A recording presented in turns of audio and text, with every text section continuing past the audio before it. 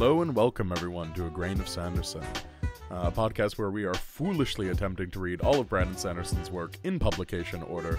My name is Graham Gilman. I am joined by Master Taylor Lane. Hello. And Jack McLaughlin. Hello. So we all three cried while reading this, is that correct? A little bit. Yeah. Just a bit. It was, I think Taylor and I had the same experience of crying and then shouting, "What the fuck?" at some point. And because it all happened in a lot of good and a lot of bad happened in a very short period at the end. You're stealing my only one sentence summary I got. Oh shit, I'm sorry. Sorry. Editor. Yeah, my one sentence summary for this book was that I ugly cried. I feel like that really encapsulates my experience reading this book. Yeah. I only cried once, and it was at the beginning, but I completely get crying at the ending. Mm-hmm. Jack, do your one-sentence summary. My one sentence is, this summary is so hard to write, goddamn. Yeah. A lot happens in this book. It's hard to condense. A lot happened that's very difficult to write down. Like, here's the summary of what happened, without having a million asterisks, which is just like, oh, and by the way, this thing happened, and that's why this makes sense. Like, it's all over the place. In a way that's fun to read, so annoying to try and write a summary under 1,000 words about. Yeah, I mean, we often make fun of Brandon Sanderson for how long his books are on this podcast. And I will say, having to write a summary of his work, I do understand it a little bit of like, oh, this is actually quite hard to condense. Yeah. They could be shorter, though. This one could be 100 pages shorter. Probably 2, if you really pushed it. That's a hot take, honestly. Perhaps. I mean, we were all so bored by the first half. We'll get into it. We'll get into it after the summary. My one-sentence summary is, this has everything I love about Brandon Sanderson, and also everything I hate about Brandon Sanderson.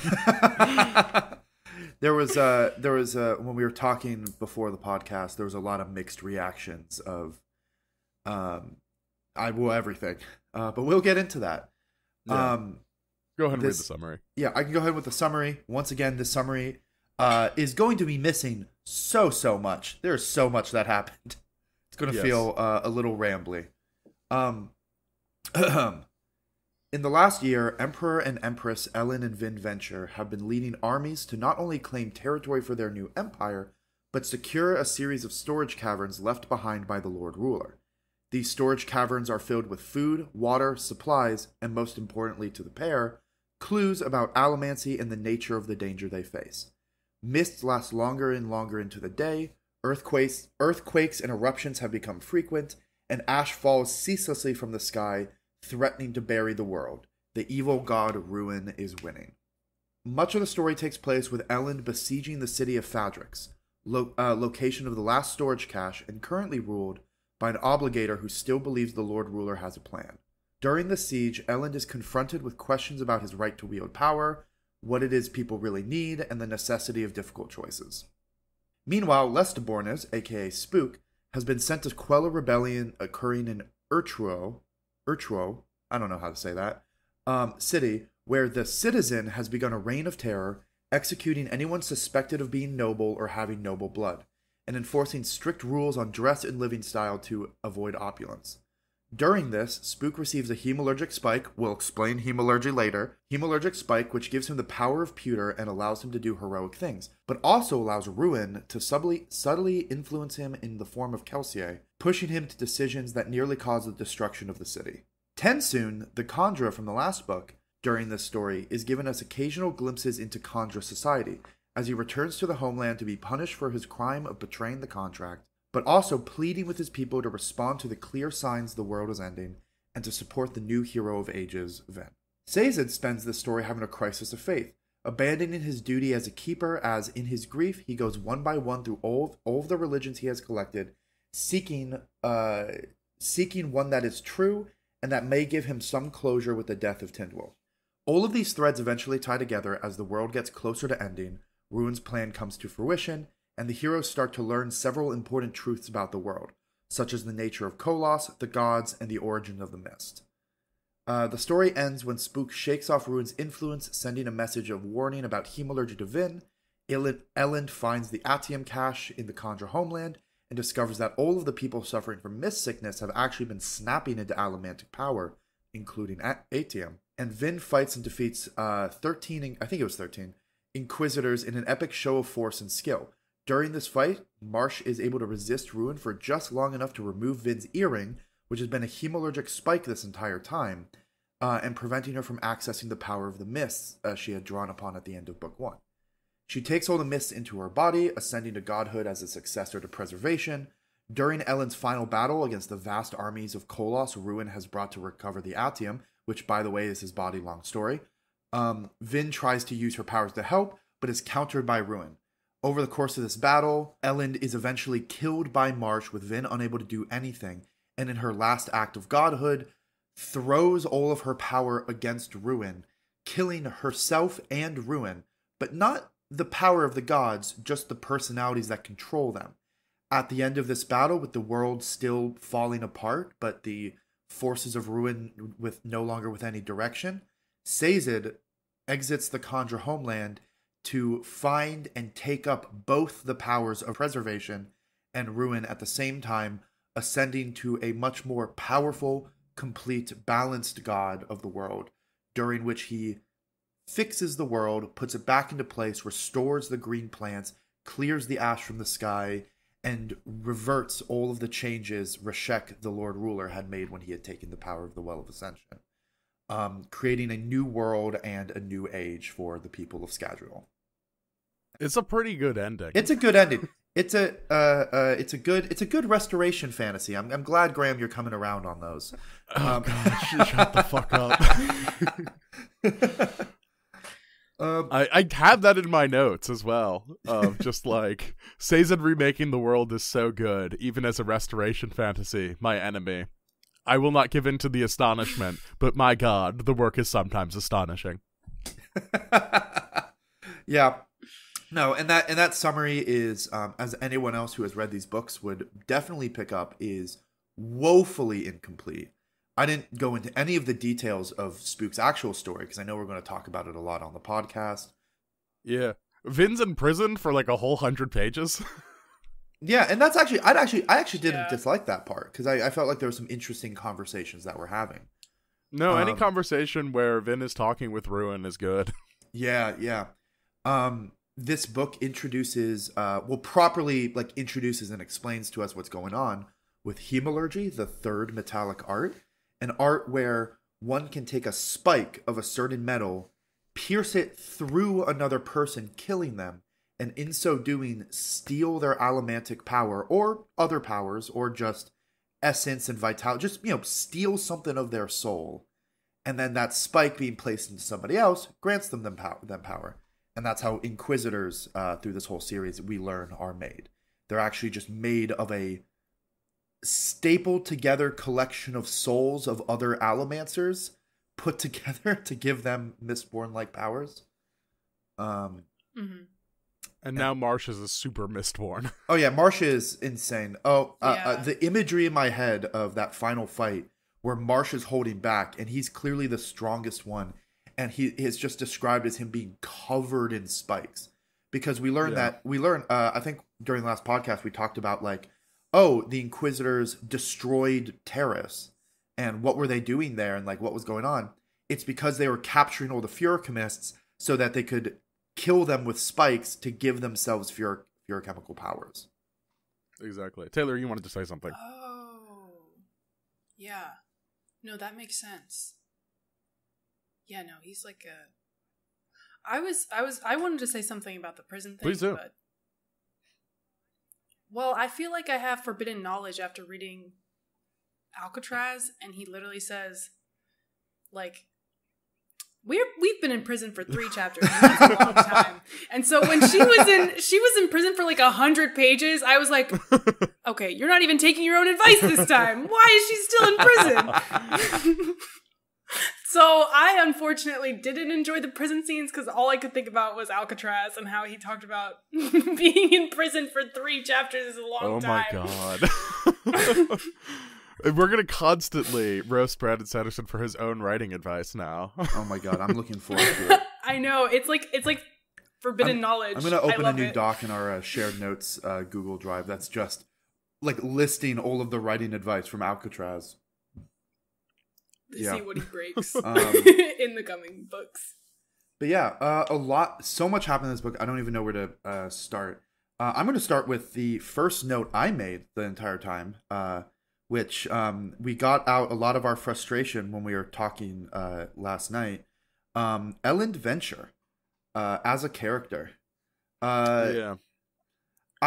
Stay tuned for the bonus pod for Comedy Central's roast of Ellen Venture. We go after that bitch.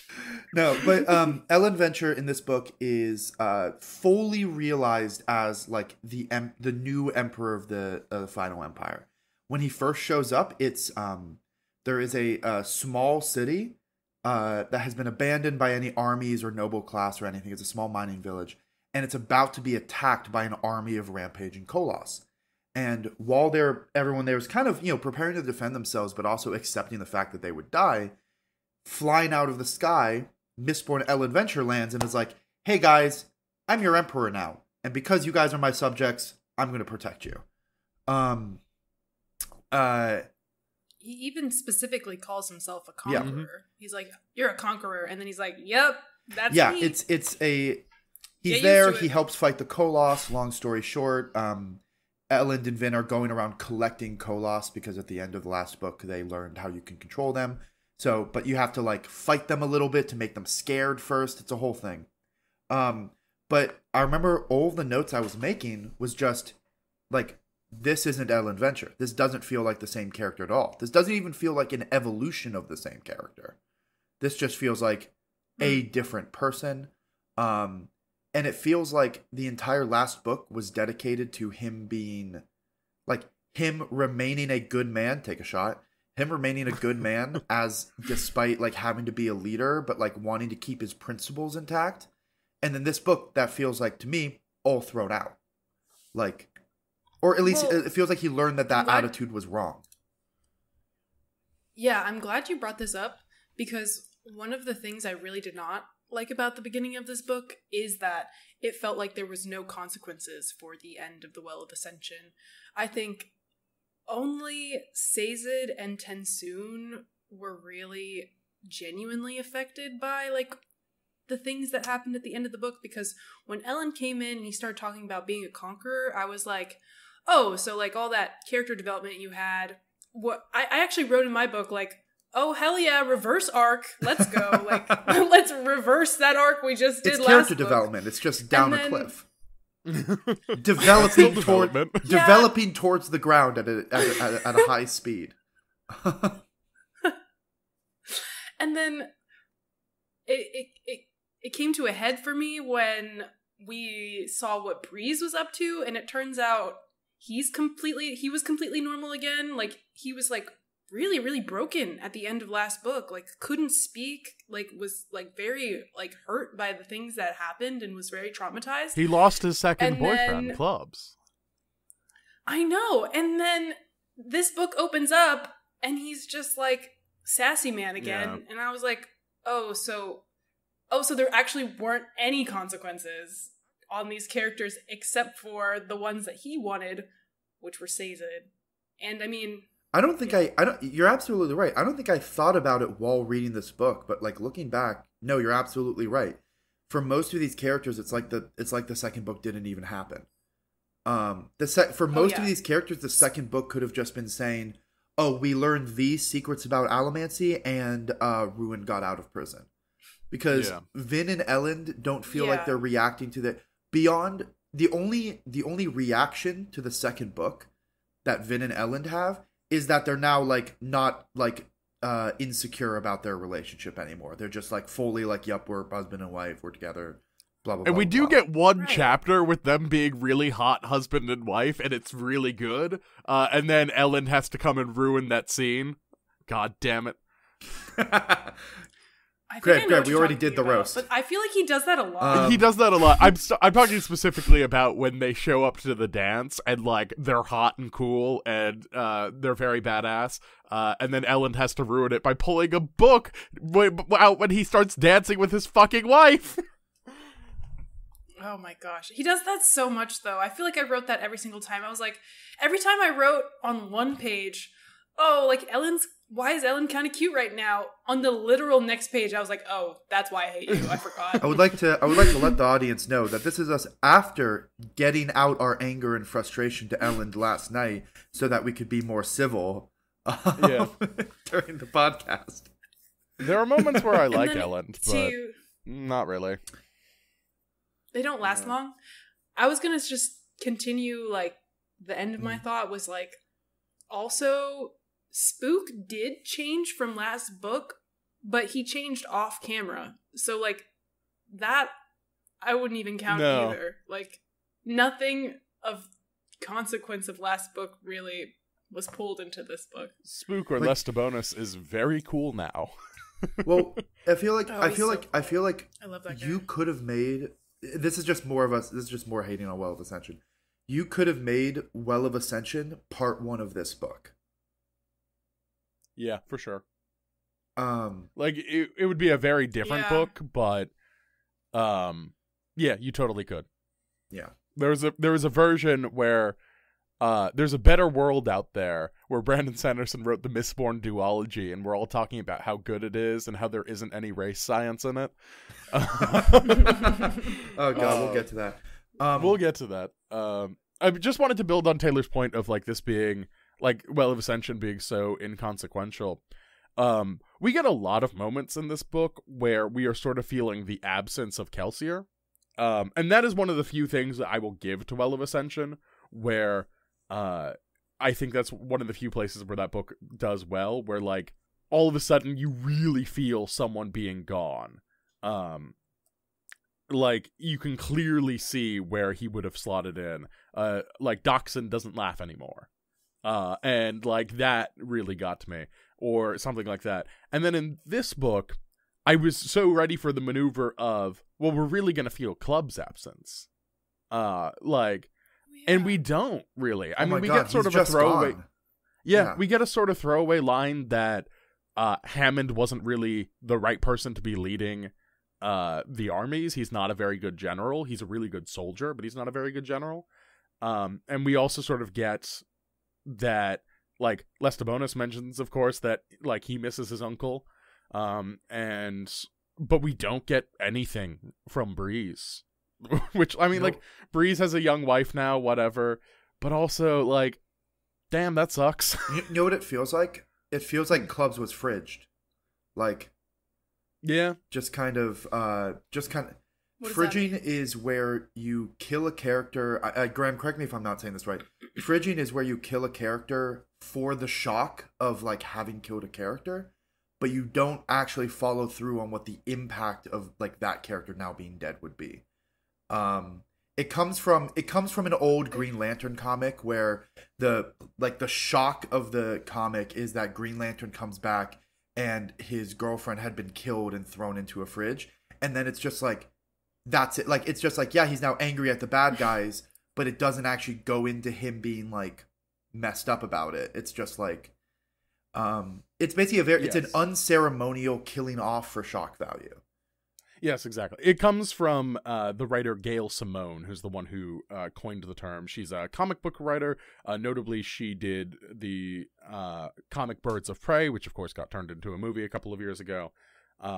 She's a famous DC Comics author, and she comes up with this term for the literary trope of, like, a woman usually dying to serve the plot, and usually it's like disproportionate harm, like this person is like assaulted and then thrown into a refrigerator and dies. There's a great book by Catherine M. Valenti called The Refrigerator Monologues, which is about this exact trope.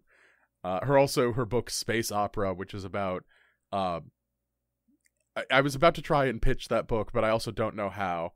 There's a lot of dance battles in space. It's pretty good. That sounds like a good enough pitch. What were you about to say, Taylor?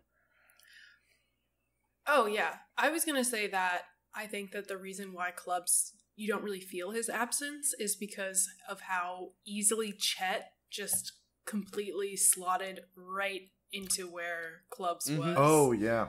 Like, that's why we don't feel him. It's because he has his strategies still. Ellen Yes, throughout Chet. the book. Now, Chet, one of the, for if you don't remember, one of the kings that was attacking Luthadel that actually ended up switching to join Elend after Vin slaughtered 300 of his men and almost killed him.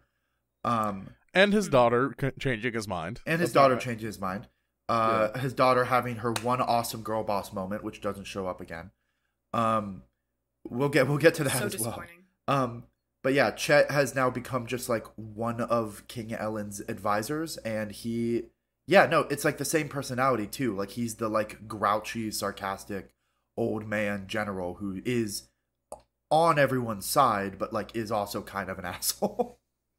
Which, like, is unfortunate because every time he's trying to fit into Clubs' roles, like, I brushed against that because I don't think Chet is as good a dude as Clubs was. Like, Clubs, I cannot see Chet saving the life of a child the way that we learned that Clubs does in this book.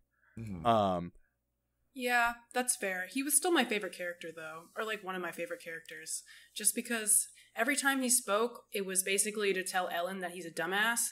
And so I felt like he was saying what was in my heart. Speaking of Chet and Ellen, can we talk about what a fucking asshole Ellen is to Chet, where he's constantly, like being terrible about his disability. Like, at some point, I think Ellen says to his face, like, whatever, you're a cripple. I'm not gonna be intimidated by you. And it's like, Ellen Venture, you cannot say that. I think the actual line was somebody else told Ellen, hey, Ham told Ellen, like, it was some, like, strategy decision or whatever. And Ham told Ellen, oh, Chet's not going to like that. And Ellen just said, Ellen, now fully powered up as a Mistborn, says, oh, what is he going to do? Bite us? Yeah.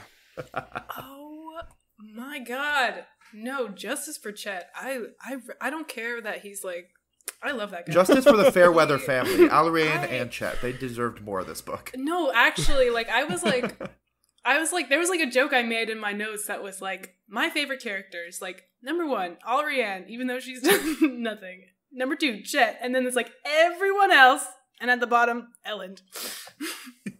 Wait, hold on, I'm making a meme. Oh my god. But yeah, no, that's a big part we all notice in the book is just like the lack of what it feels like consequence from the second book. And also, this book continues the trend of what Brandon Sanderson does with all of his like series, which is each next book is like a completely different genre of story. Like, book 1, fantasy heist. Book 2, fantasy political intrigue. Book 3, like epic fantasy, fate of the world, fighting the evil god. High fantasy bullshit. I felt like this book really reminded me of Mistborn again. Like, I feel like he was coming back to Mistborn a lot more this book than like he like lost it in Will of Ascension, and then it's like everything I loved about Mistborn is like the kind of the same things that I found and loved about this last book. Here, there's more. Enjoyed this meme.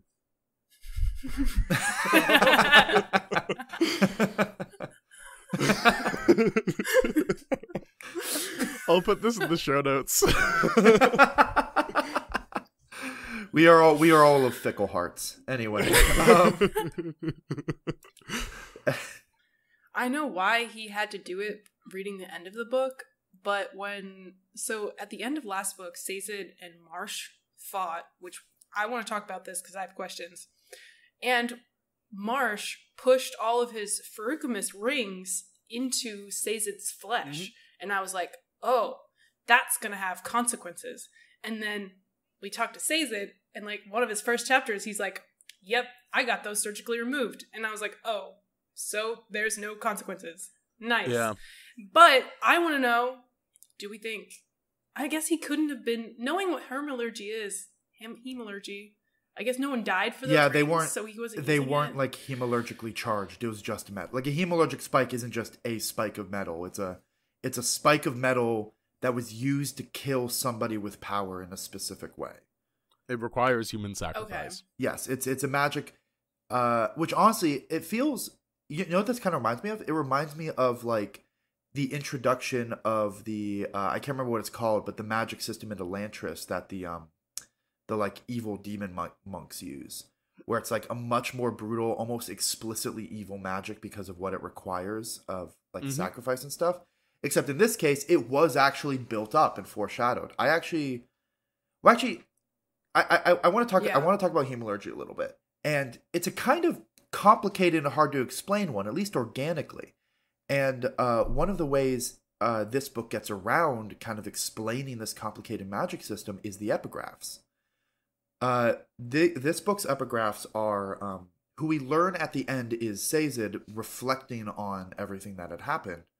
The epigraphs are Sazed just kind of talking about the event. Essentially, almost, it reads like he's writing a history book of everything that had happened in the whole series. And in it, he'll explain. Which we find out is what he's doing. Is literally what he's doing. But the thing is, it's also him, like, explaining what is happening. Like, something will happen in the story, and then the next epigraph will be, oh, yes, we didn't understand at the time, but hemalurgy is really dangerous because of XYZ. Like, the book doesn't organically teach you what hemalurgy does. The epigraphs just tell you. Sazed just tells you. That's how you learn. Sazed just tells you, oh yeah, this is hemalurgy. Hemalurgy works like this. And you just go from there.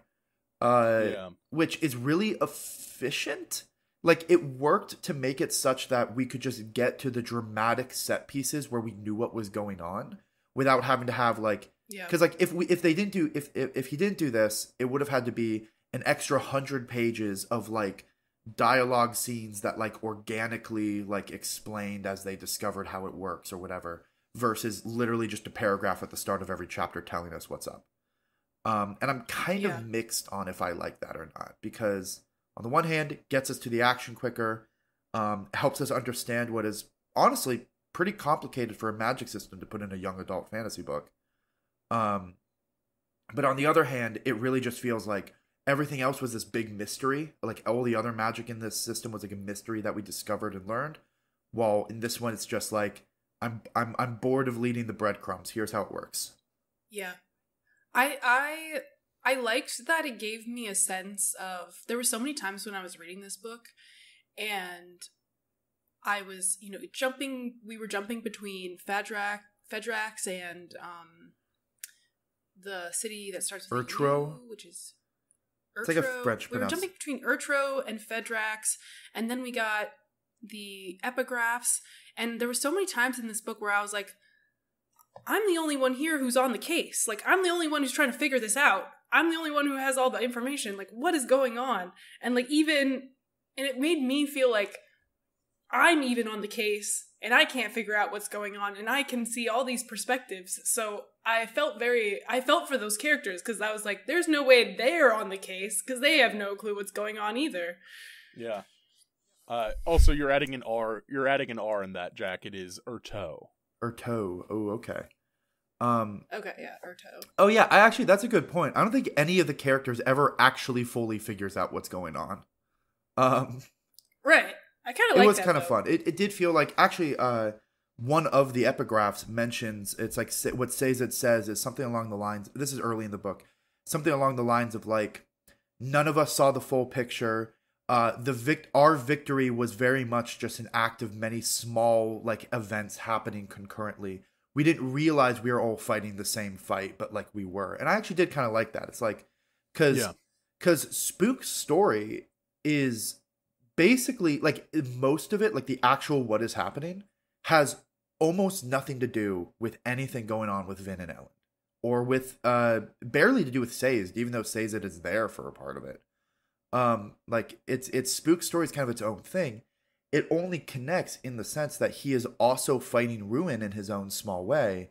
And also, the only way it connects is in the smallest, most, like, accidental, like, by providence way, where he figures out what the deal with hemalurgy is, with the whole, because if you're spiked with hemalurgy, that's an in Ruin has, like, into your mind and soul. So he can like subtly influence you and talk to you and appear to you in visions if you have a spike.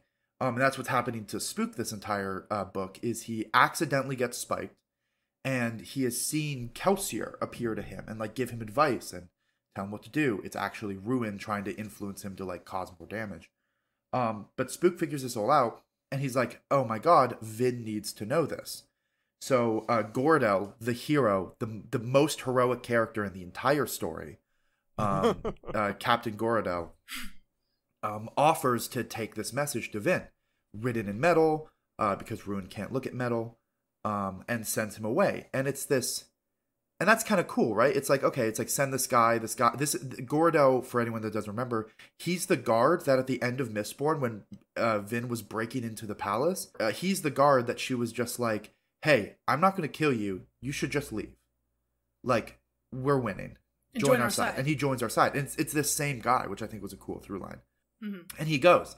And the next time we see him is a Marsh POV, where Marsh, being controlled by Ruin, is sent to just, middle of nowhere, where he finds this guy trudging through the piles of ash. Like, even if Marsh didn't go kill him, he probably wasn't going to make it to Vin anyway. Like, when the world is ending, it's buried in ash. There's fields of lava everywhere. It's a mess.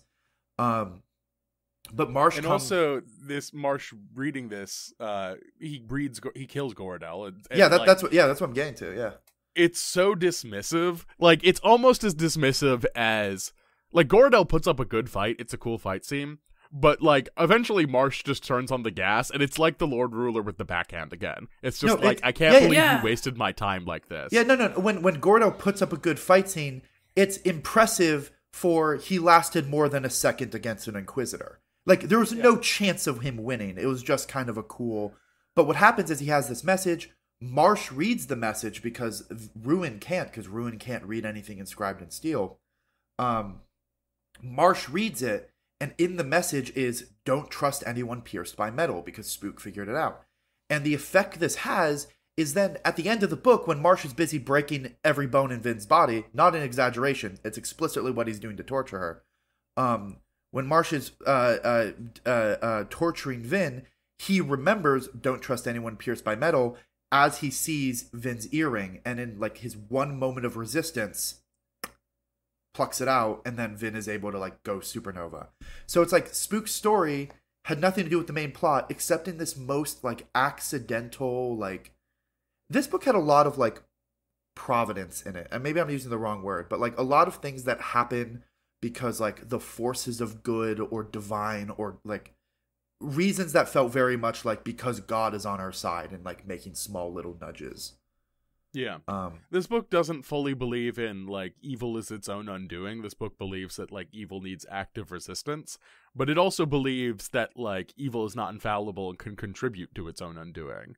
In the sense that a lot of, like, Ruin's plans, which for the first half of this book are so well laid and, like, really lead its, like, really work. I mean, Vin tricks, Yeoman, who's a character we haven't mentioned yet, but Ruin tricks Vin and Yeoman into revealing what Ruin believes to be the location of the ATM cache, and like that plan. But then eventually they start realizing, oh, we can actually cross-reference what Ruin has changed, and that will actually give us hints as to what it wants us to do.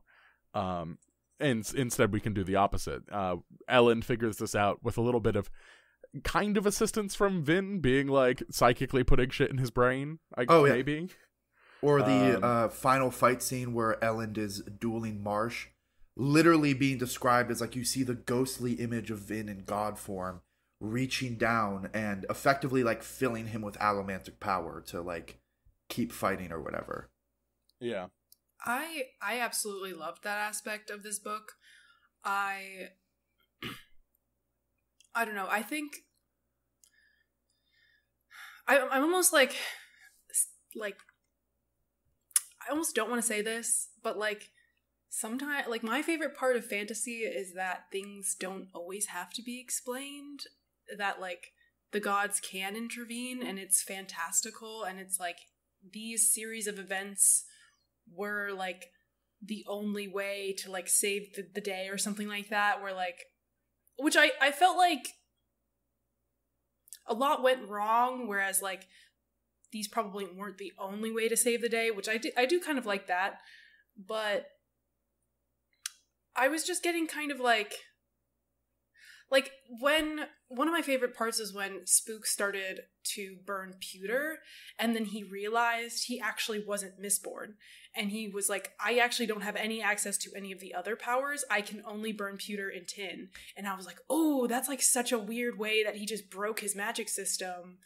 And like, I just loved that, like, he had no idea what was going on, and it was just like this weird, like, fantasy, like, it was just kind of very mystical at the time, like what is going on. And then the mysticism, like, and then he starts to take away the mysticism as he starts to explain things.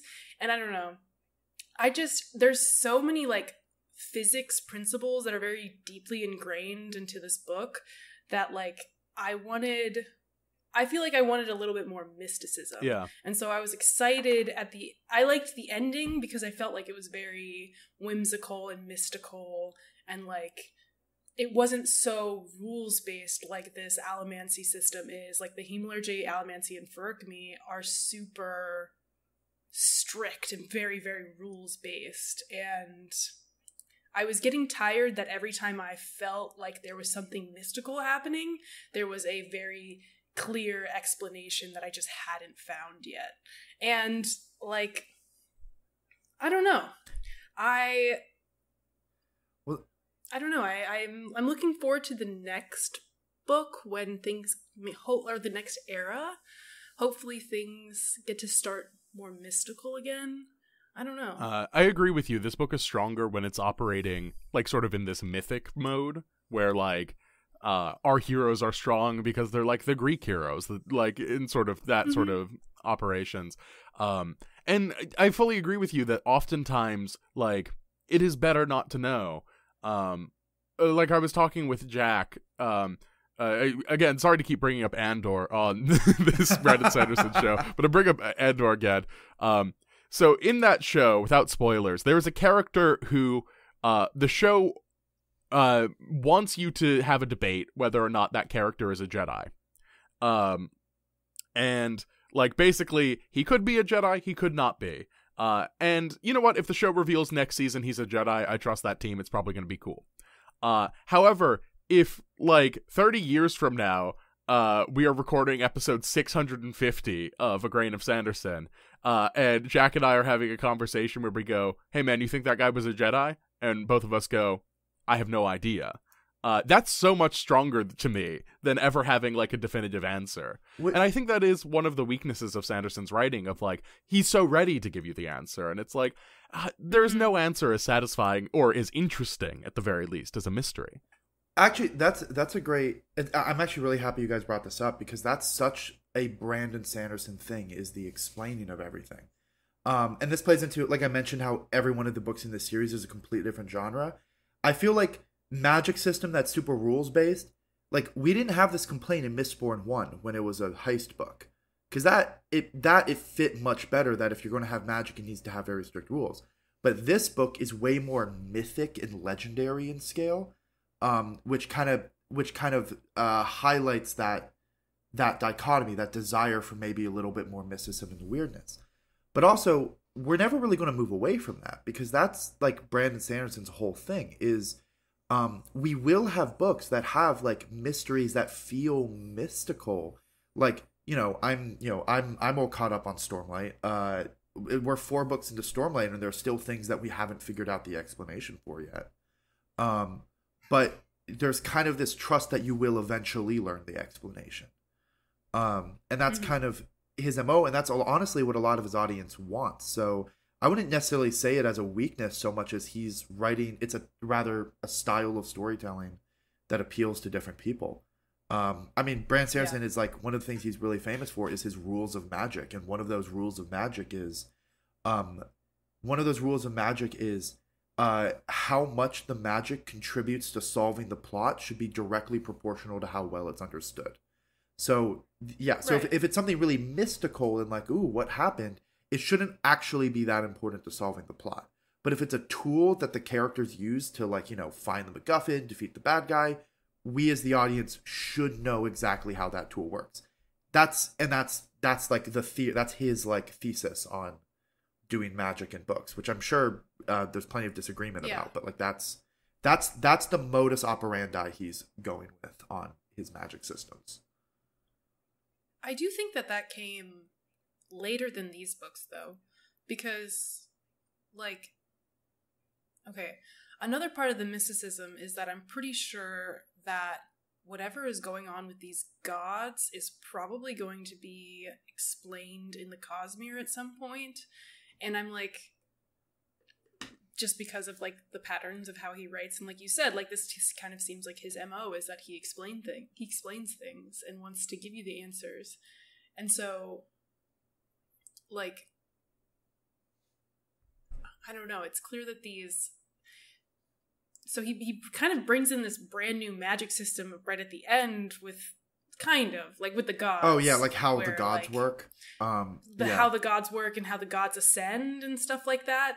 And so I don't know, I really liked that part, but seeing this kind of really what it was is a new magic system of like how the gods work, I was like, I know that that's going to be probably explained to me at some point. Yeah, I mean, it will not shock you to learn, Taylor, that like, so Vin becomes like preservation, or at least like an aspect of him for a while.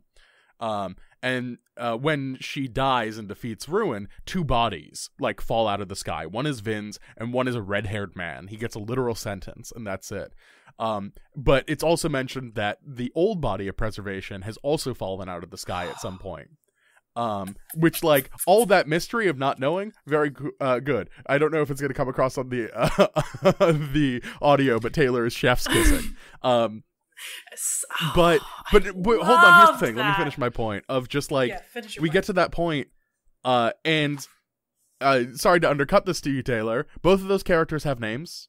They both have a history that apparently exists. I don't know what it is, but it's like, part of that has been explained. Not all of it. I believe that Sanderson has said that is in a book he hasn't written yet, but like enough where those characters both have names. Yeah. One thing to just to clarify what we're talking about.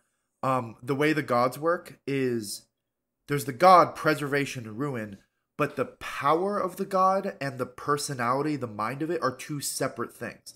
The mind, the personality can die, but then the power is still there, waiting for someone else to pick it up. And that's what happens. The original mind of preservation dies. Vin then picks up the power of preservation. Vin dies, and then Sazed picks it up. So it's very much like the godhood is something that can be passed on to different people. Which again is very Greek, very mythic. I do want to point out too, I actually love that. I love that you guys are having so much fun with this mystery. One of the epigraphs, you mentioned, like, kind of alluding to the broader kind of Cosmere story.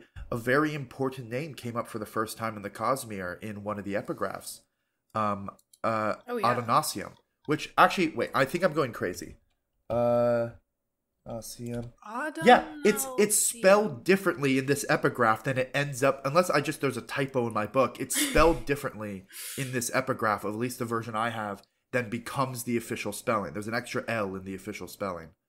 39, there it is. Okay. Never mind. I'll get to that later. The formatting of the ebook is fucking weird. Anyway, even now, I can barely grasp the scope of this. The events surrounding the end of the world seem even larger than the final empire and the people within it. I sense shards of something from long ago, a fractured presence, something spanning the void. I have delved and searched and have only been able to come up with a single name, Adonalsium. Who or what it was, I do not yet know. And I had a lot of fun with that because, like, this, we later learn that this is Sazed speaking after he has ascended to godhood. After he's become the hero of ages, blah blah. I think the name he eventually gets, which isn't mentioned in this book, but it's Era 2, is Harmony, is what he's called. Which I think is really sweet. He's Harmony, but like in the middle of this book, where all of the other epigraphs have been like related to the events of the book, suddenly we just get an epigraph that's like, "Hey guys, the story's way bigger than what's happening here. Let me just name drop what is currently one of the biggest mysteries of the Cosmere, and still is. I'll just say right now, as of all the Cosmere books that are out, we know a lot more about what the deal with Adonalsium is than you do right now. But we still don't know everything. It's still a big mystery, like what the deal with Adonalsium is. Interesting. Yeah, I would say that the two epigraphs that really point to something bigger, in my opinion, was that one. But it was also the one, oh my gosh, his prose got so much better. I want to talk about his prose. His prose got so much better in this book. The image in the epigraph of when he was like, Ellen walked away that day, but if he had stayed, he would have seen a body falling in the ash with the dead god. Oh my god, I love that so like, much. That was so cool. Oh my gosh, I love that imagery. I was like, what's going on there? And that I was like thinking about all these things. I was like so excited to get into this godhood thing. And then I don't know, I was surprised when it was not just a one-off detail in the epigraph. I was surprised when all those bodies started falling, when, Vin and the other guy, Ruin, also fell at the end. Actually, that it was like more important than just like the one-off, like the and Elysium was. Actually, real quick, Graham, you mentioned that like the two bodies are like as a point towards Brandon Sanderson like always having to explain everything, that those bodies have names and like histories, whatever. I'm trying to remember. I might be misremembering. I don't think those ever come up in a book. I think that's fully just Brandon Sanderson answering fan questions, which is how we know what those people's names are. If that's the case, the man needs to stop. That's a whole. Oh wait, no. I think we get a little more in Secret History, but still not a lot. But okay. Well, we'll be reading all of it, so we'll know. We will. But I don't know. I don't know if we'll have a lot to say about this, but I think I've talked about it on other podcast episodes. But a big thing Brandon Sanderson is known for is the way he engages with his community, which is he's constantly doing interviews. He's active on his Reddits. He's active on, Twitter and other places. And he actually used to be much worse than he is now about like literally just answering people's questions and fleshing out his world. There's actually a joke in a lot of communities where it's like one of the Cosmere books you need to read is the Words of Brandon archive of all interview questions he's given, because there's so much details about like how the magic system of the Cosmere works that the only place they exist is in interview questions. And he actually used to be way worse about that, and he slowed down because he realized he was giving too much away and also locking himself into certain like truths about his universe before he wrote about them. So a phrase he started bringing up all the time is read and find out, or as it was eventually shortened to just RAFO, which is basically like whenever he doesn't want to answer a question about like the specifics of how his work works, or his magic works, he just says read and find out. Yeah. Which, I mean, and that's spread to the community too, where like anyone asks like a question and everyone's just like, read and find out, like read the next Stormlight book and find out, kind of thing. Yeah, I mean, we have information about what's going to happen in Mistborn Era 4, and Mistborn Era 3 is not going to release at the time of recording, I believe, for 2 more years. So, like, we fully know what's going to be happening, at least, like, some minor details. Like, a whole... presumably like 6 books away potentially. No, one thing I noticed is I know exactly what you're talking about, but a detail about Mistborn Era 4 and Stormlight. I'm not going to go into detail for Taylor's sake, but it's about how the Stormlight world and the Mistborn world end up interacting and like what kind of interaction that is. Yeah, right. It's about that. And for the longest time, I just knew that as a truth about this universe, that like that was a thing that was eventually going to happen. But then I was like, I don't actually know how I know that. Like, what the fuck? Like, where did that information come from? It was fully just from interviews and stuff. And it wasn't until one of the secret project books that we'll get to, in a million years, Sunlit Man, which I will say basically nothing about because Show up for 2028, baby. Wasn't that his most? It's his most recent book, and it's the only book I have strong opinions about reading order regarding, because that book is the it might not be the furthest. It's one of the furthest ahead in the timeline. It's a random one-off book he released that takes place in the future of Mistborn Era 4 and after the conclusion of the 10-book Stormlight Archive, only 4 of which are out right now. And it references things that are eventually going to happen in both, very vaguely, but it does reference them. And I realized it's like that's the first time actually written down onto the page of a Cosmere book. It's confirmed the whole like interaction between Mistborn and Stormlight that the whole community has known was going to happen for years. Yeah, just because that's the thing. Brett, he's super active in the community, and that's I think it's interesting to talk about just because it's an engagement with his world, which we don't really see with a lot of other authors. Except I'm now realizing J.K. Rowling's probably the closest. That's sort of a comparison of someone who like is willing to make things about their work canon, like just by saying things. I mean, again, fuck J.K. Rowling, just reflexively. But just to get that out of the way, I mean, like, there's the infamous tweet where they reveal that like wizards did not have plumbing and they just constantly shit themselves, and like vanished that. Oh yeah. And it's like that is just a canon fact about Harry Potter now that we all have to deal with. Sanderson, and obviously, Sanderson is not doing that, but I do think that sort of instinct is an unusual one. I think to Sanderson's credit, I think all words of Brandon come with the asterisk of until this is written down in a book, like this could change. Right. But which like is useful because I don't lock in these things because I mean obviously there's I don't know how many of these are released, but at least The Way of Kings Prime, which is on our schedule, we're going to see how much his books change draft to draft. So like some idea he may be attached to now, 20 years down the line may not be something that's worth thinking about either. Mm-hmm. Yeah.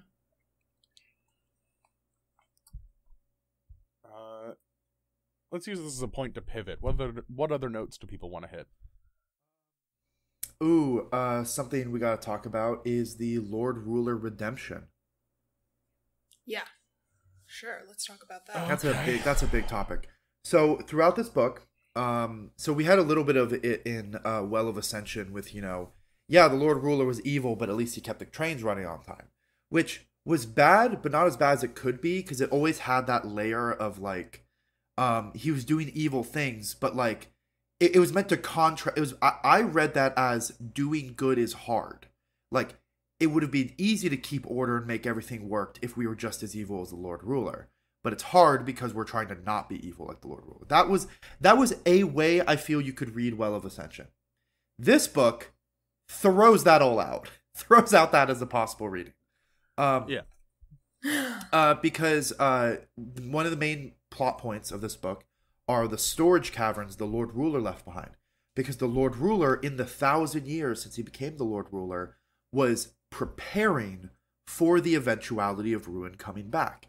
His plan was to take the Well of Ascension power and I think it's implied that he wanted to take the Well of Ascension power and fix a lot of the ways he broke the world accidentally when he didn't know what he was doing. But he was preparing in case he died, with storage caverns full of supplies, basically like bunkers, basically like apocalypse bunkers, places Ruin couldn't touch. Were very secure, full of food, water, supplies, and also a lot of notes left behind where the Lord Ruler, in the most candid and honest way we've seen him, basically says, hey, here's some of the secrets I kept from you. Here's some metals that might be useful, like in allomancy. And here's basically what's going on. Here's like what I've been trying to do. And more as the book goes on, this is treated as the Lord Ruler actually having this incredible foresight. And he actually does care about his people because he's preparing the world for ruin. Because he wasn't going to be the type of guy to just because he was evil, he cared about his people and he didn't want them to die if he died. And the Lord Ruler of 2 books ago would not have done this. And the book then keeps like kind of redeeming him in a way where it's like he cares about his people.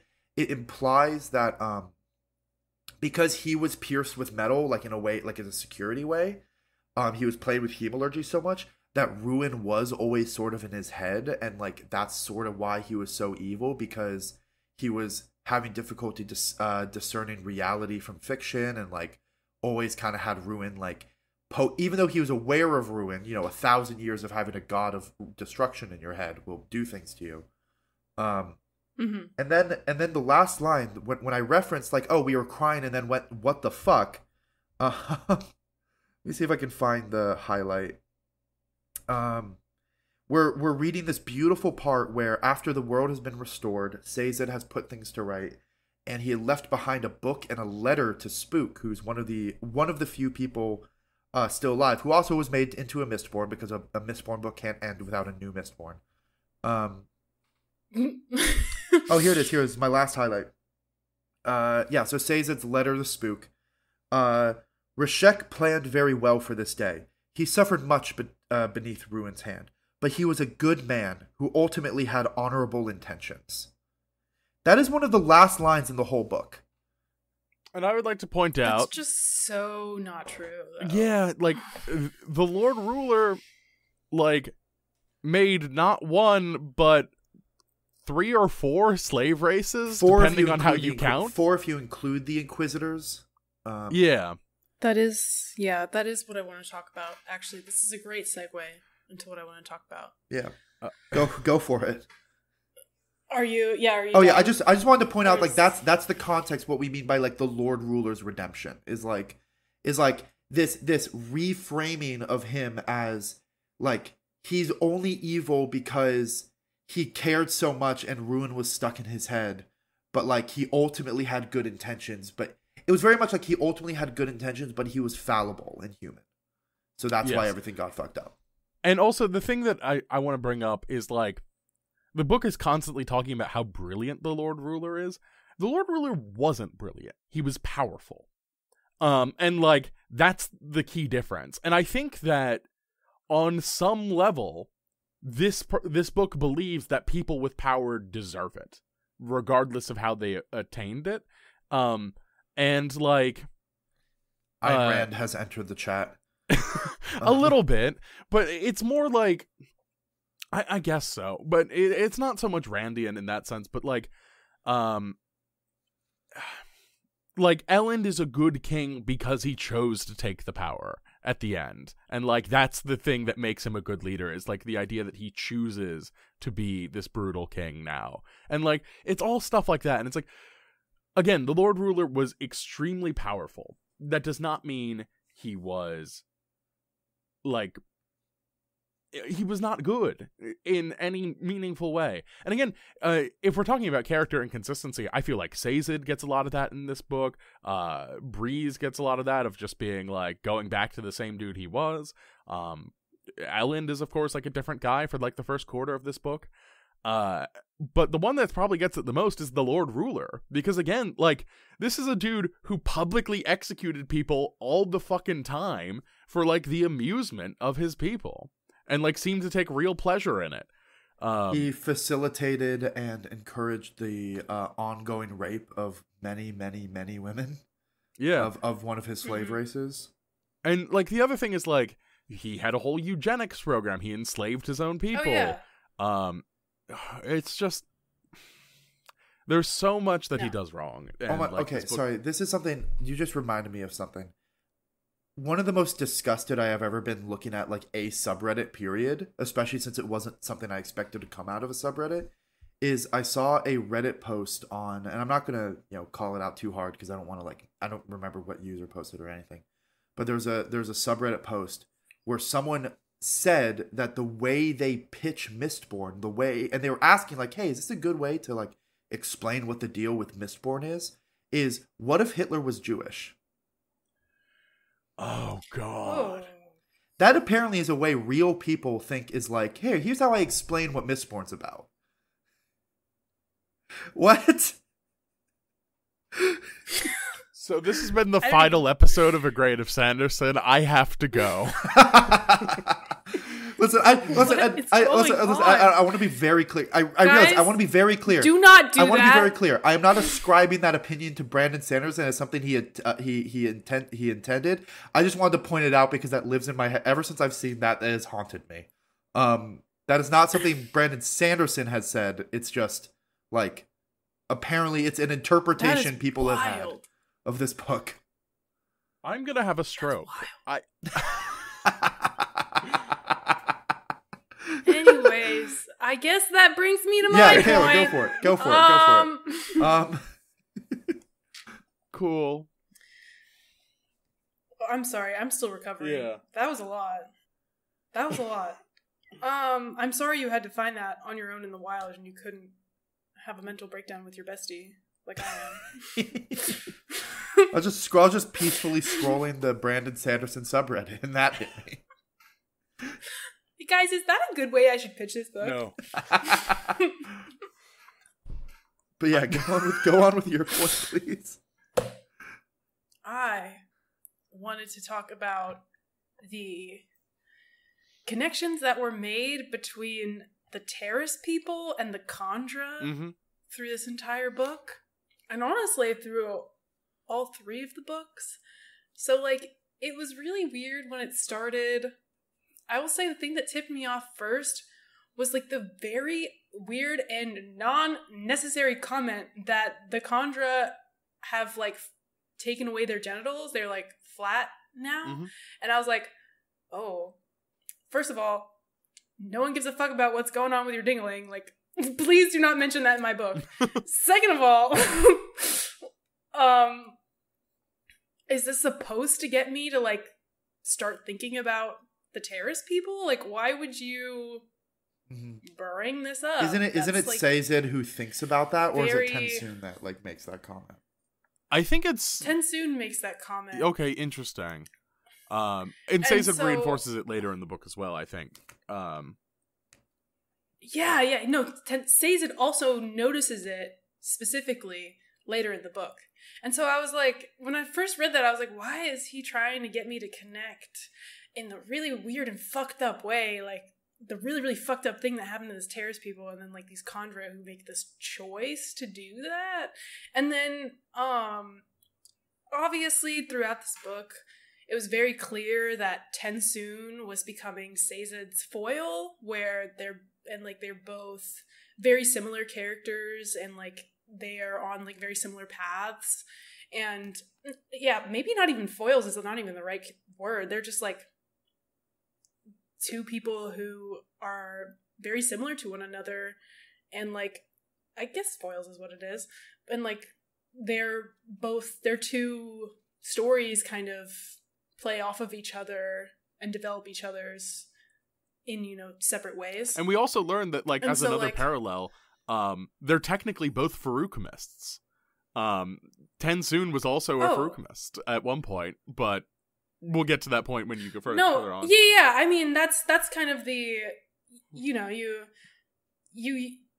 that's what I was, like, leading up to, obviously. Oh, I'm sorry, I stole your thunder.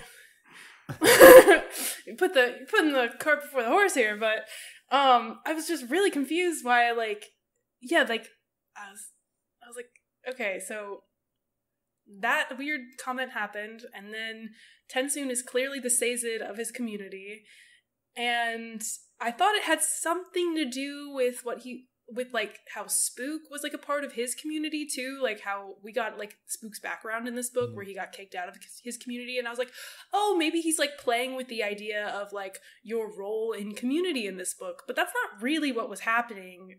We see by the end. In the end, it was really, like, Tensoon and Sazed were, like, the outliers of their people. And then there's that reveal. There's that reveal that every Mistwraith, every weird amalgamation creature was actually the Lord Ruler being like, I'm gonna turn all the Faroukamists into these horrible creatures. And, like, oh my god, I don't even know where I land on, like, like, okay, the thing is that the problem I have is that something that spans all 3 books and is explicitly said in the end of this book is the idea of, like, humanization versus dehumanization and, like, who gets to be a human in this book. Because in the beginning, the only people who really get to be humans in Mistborn are the noblemen. Everyone else is, like, dehumanized. And so, and the terrace people are very dehumanized. Like, they are seen, I feel like the way that he, like, even introduces Sazed in Mistborn, I was like, oh, this is, like, a different kind of, like, creature. Like, this is, like, a different, like, this is not, I didn't see them as, like, human until there's such a focus on how Sazed's later. body is different from the Ska and the nobleman. Yeah. Yes, and I was like, I thought that this was some sort of, like, new fantasy, like, you know, like elves and humans, like a different race. Yeah, a race in, like the completely. high fantasy sense of the word, like a different Yeah, species. where they're not humans, like terrace people aren't human, and then in Well of Ascension, you kind of have to, like, pick it up on your own that, oh no, terrace people were actually always human the whole time, where I feel like that was not clear in Mistborn, that terrace people were human. And so by the 3rd book, when, like, Sazed and Tensoon were becoming, like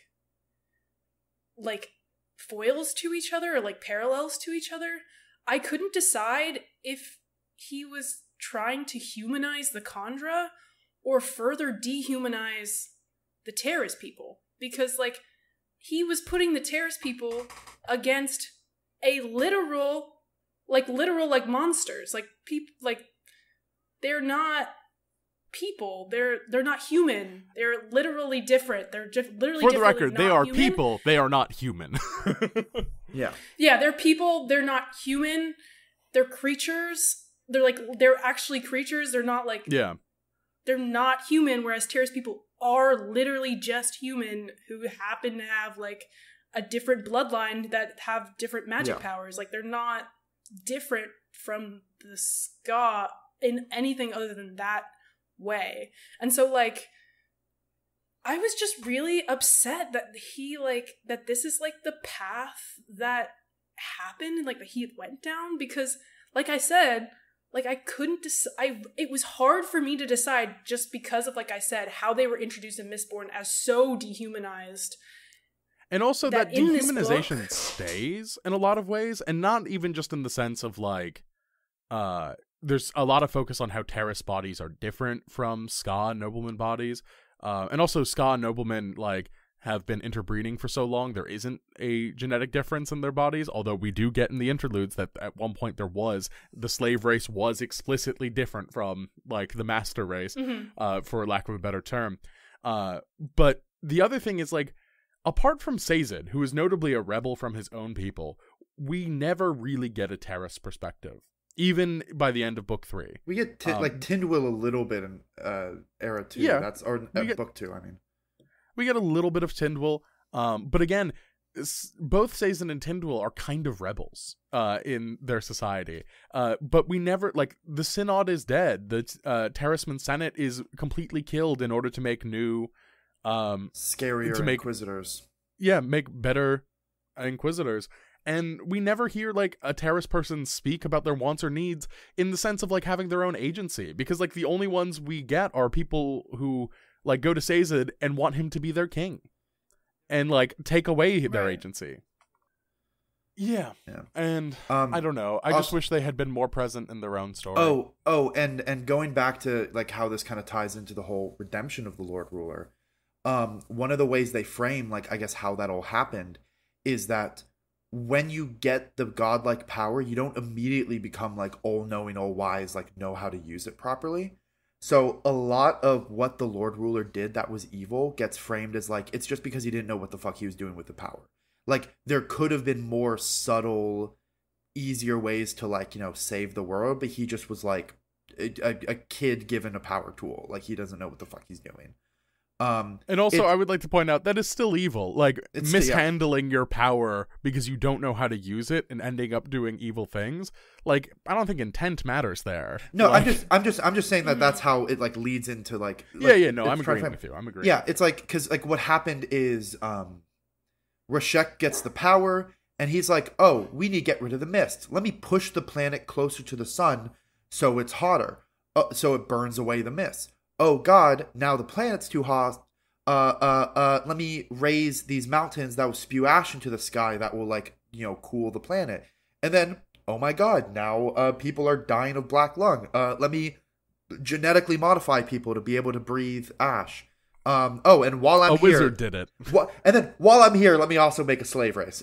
Anyway, let me make sure that we have enough workers. So one group of people are Let me make 5 slave races. I've done the count because we have the Terrace, we have the Khandra, we have the Ska, we have the Inquisitors, and we have the Koloss. Oh, we didn't even get to the Koloss. Oh my God. We'll get to the Koloss in a second. I want you and Taylor to finish your points here. But yeah, it's and another framing, which this is something I do find like a little interesting about the way the gods work, is that it's not named preservation for no reason. The reason it's preservation because its intent, the thing it cares about, is preserving. The god preservation would be happy if everything remained the same, even if it's an evil state of being, remain the same forever. It's a status quo god. It wants things to just stay.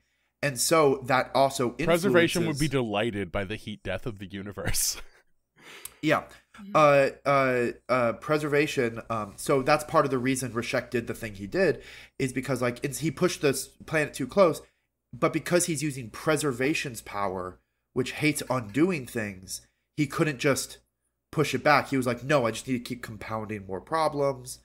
It described like the Khandra, the Koloss, and the Inquisitors were like him trying to make servants, but like them being pretty like rudimentary because he didn't understand his power super well.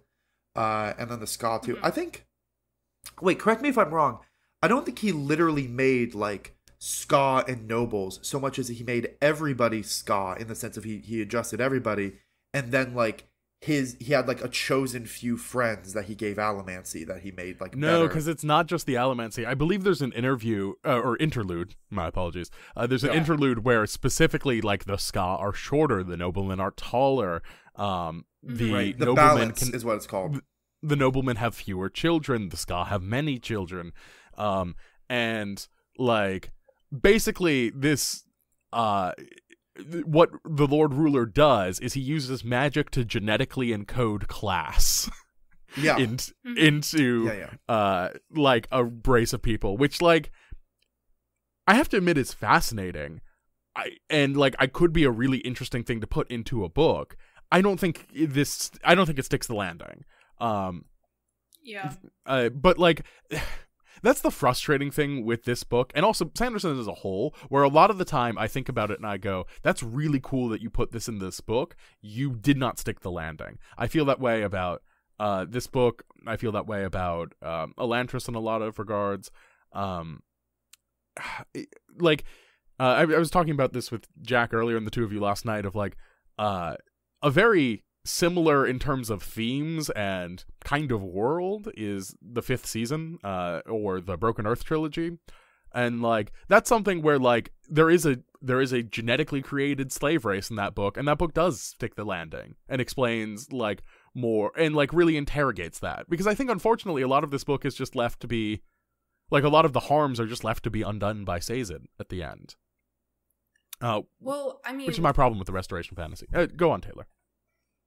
Yeah, I agree. And like, just to like keep talking about this comparison between like the Terrace people and the Khandra, is like the Lord Ruler, a lot of the Lord Ruler's redemption arc is tied to how much the Khandra love the Lord Ruler and are thankful for what the Lord Ruler did for them.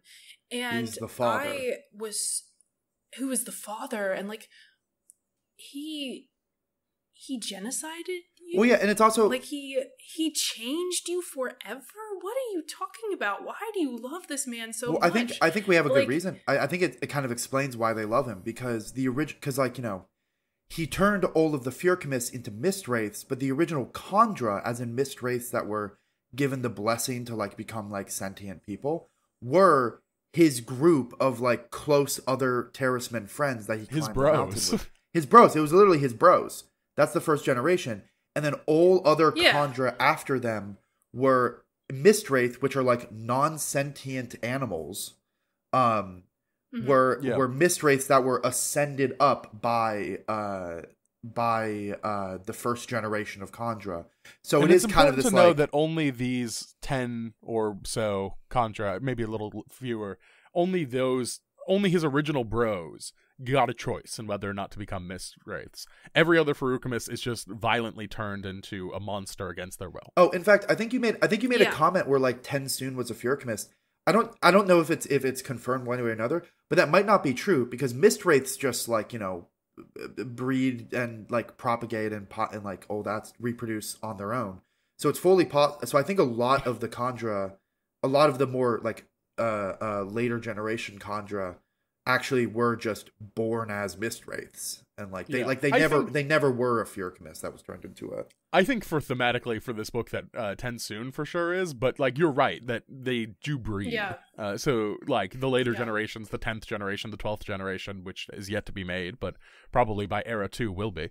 I don't know. It's like they called but that's how it's treated. They're treated this like this transformation where the choice that these original 10 bros had was, I'm going to turn you into mist wraiths or I'm going to murder you. That's not really a choice. Like, they like talk about how this is like a mercy and like this is like so amazing for them.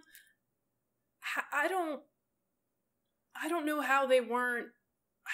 I feels like Sanderson has like very little empathy for like their situation and like couldn't really get into their minds, because how even if he's your friend, he gave you a choice, and the choice was obey me or the blade. Like no, it's a choice. It's not really a choice. like. And it's presented like it is a choice. It was presented like it was a choice. And it was presented like it wasn't a genocide to his own people. And it was like, I don't... And also, like yeah, to your point, consent can't exist in a slave class. Like, right. I mean, like, this is going to be a weird thing to talk about here, but the first time I ever got introduced to that as a concept was at Monticello in Charlottesville. And at Monticello, they have 3 tours. They have the regular tour for people who don't want to think about too hard the fact that Jefferson was a slave owner. Then they have the Slavery at Monticello tour, which centers that. And then they have a much smaller, less popular tour. I think they only do it like once or twice a week, is the Sally Hemings tour.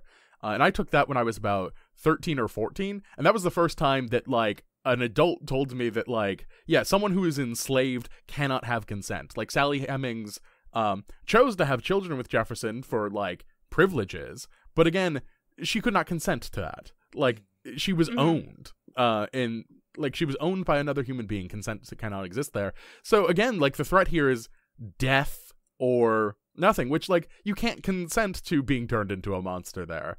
And it seems like the first generation of Kandra, his original bros, are okay with it. But again, they didn't have a choice. You're absolutely right, Taylor. They did not have a choice.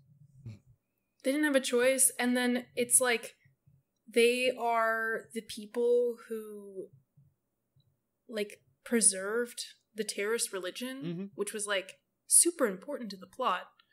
And I don't know. I hated it. It was so bad. It was so like icky. It just rubbed me the wrong way the whole time. It's one of those things where it's just a matter of like, because like it's supposed to be a post-apocalypse. It's supposed to be a dystopia book. Like bad things are kind of part of the genre, but it's just a matter of framing or like what is chosen to be the like. Because like you're writing a post-apocalyptic dystopian novel. Yeah, sure, have slave races in it. But then you make the slave races like being slave races, and it's like... And their final decree was... Oh, mass suicide, yeah. The Kandra... Yeah, mass suicide. All of Kandra society was built around this first contract, which is then what all other Kandra contracts are based out of. Which was basically... We didn't even get to the Atium part, but I'll explain it now. The Kandra were charged with basically being the stewards of Atium.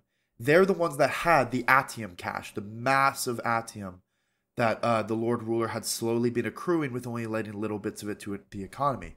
The reason for this is because in the big game of chess between preservation and ruin, it was all a matter of like making one more or less powerful than the other. Preservation made himself less powerful by giving human sentience, and that was like him made himself less powerful. But then to equalize, he also stole a bit of ruin's power and like hid it, and that's what Atium is. Atium is like part of the body of ruin, this godlike power, and the Kandra were meant to safeguard it. So that ruin could never find it.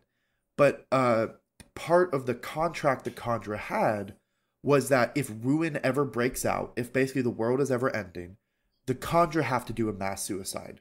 The reason for this is because all of these slave races, or like not the Ska, but like anyone that's like anyone that's spiked, which are Kandra, anyone who has hemalurgy can fall under the influence of ruin. Ruin can kind of take over them. So it's very much like a, hey, Kandra, if ruin breaks out and therefore we'll be able to control you, mass suicide so that he can't control you and make you give up the Atium. Yeah, it's I have like a few more. I think I have like one more point, but I do need to go to the bathroom, so can we take let's take a few minutes. We'll be right back, folks. Thank you, 5.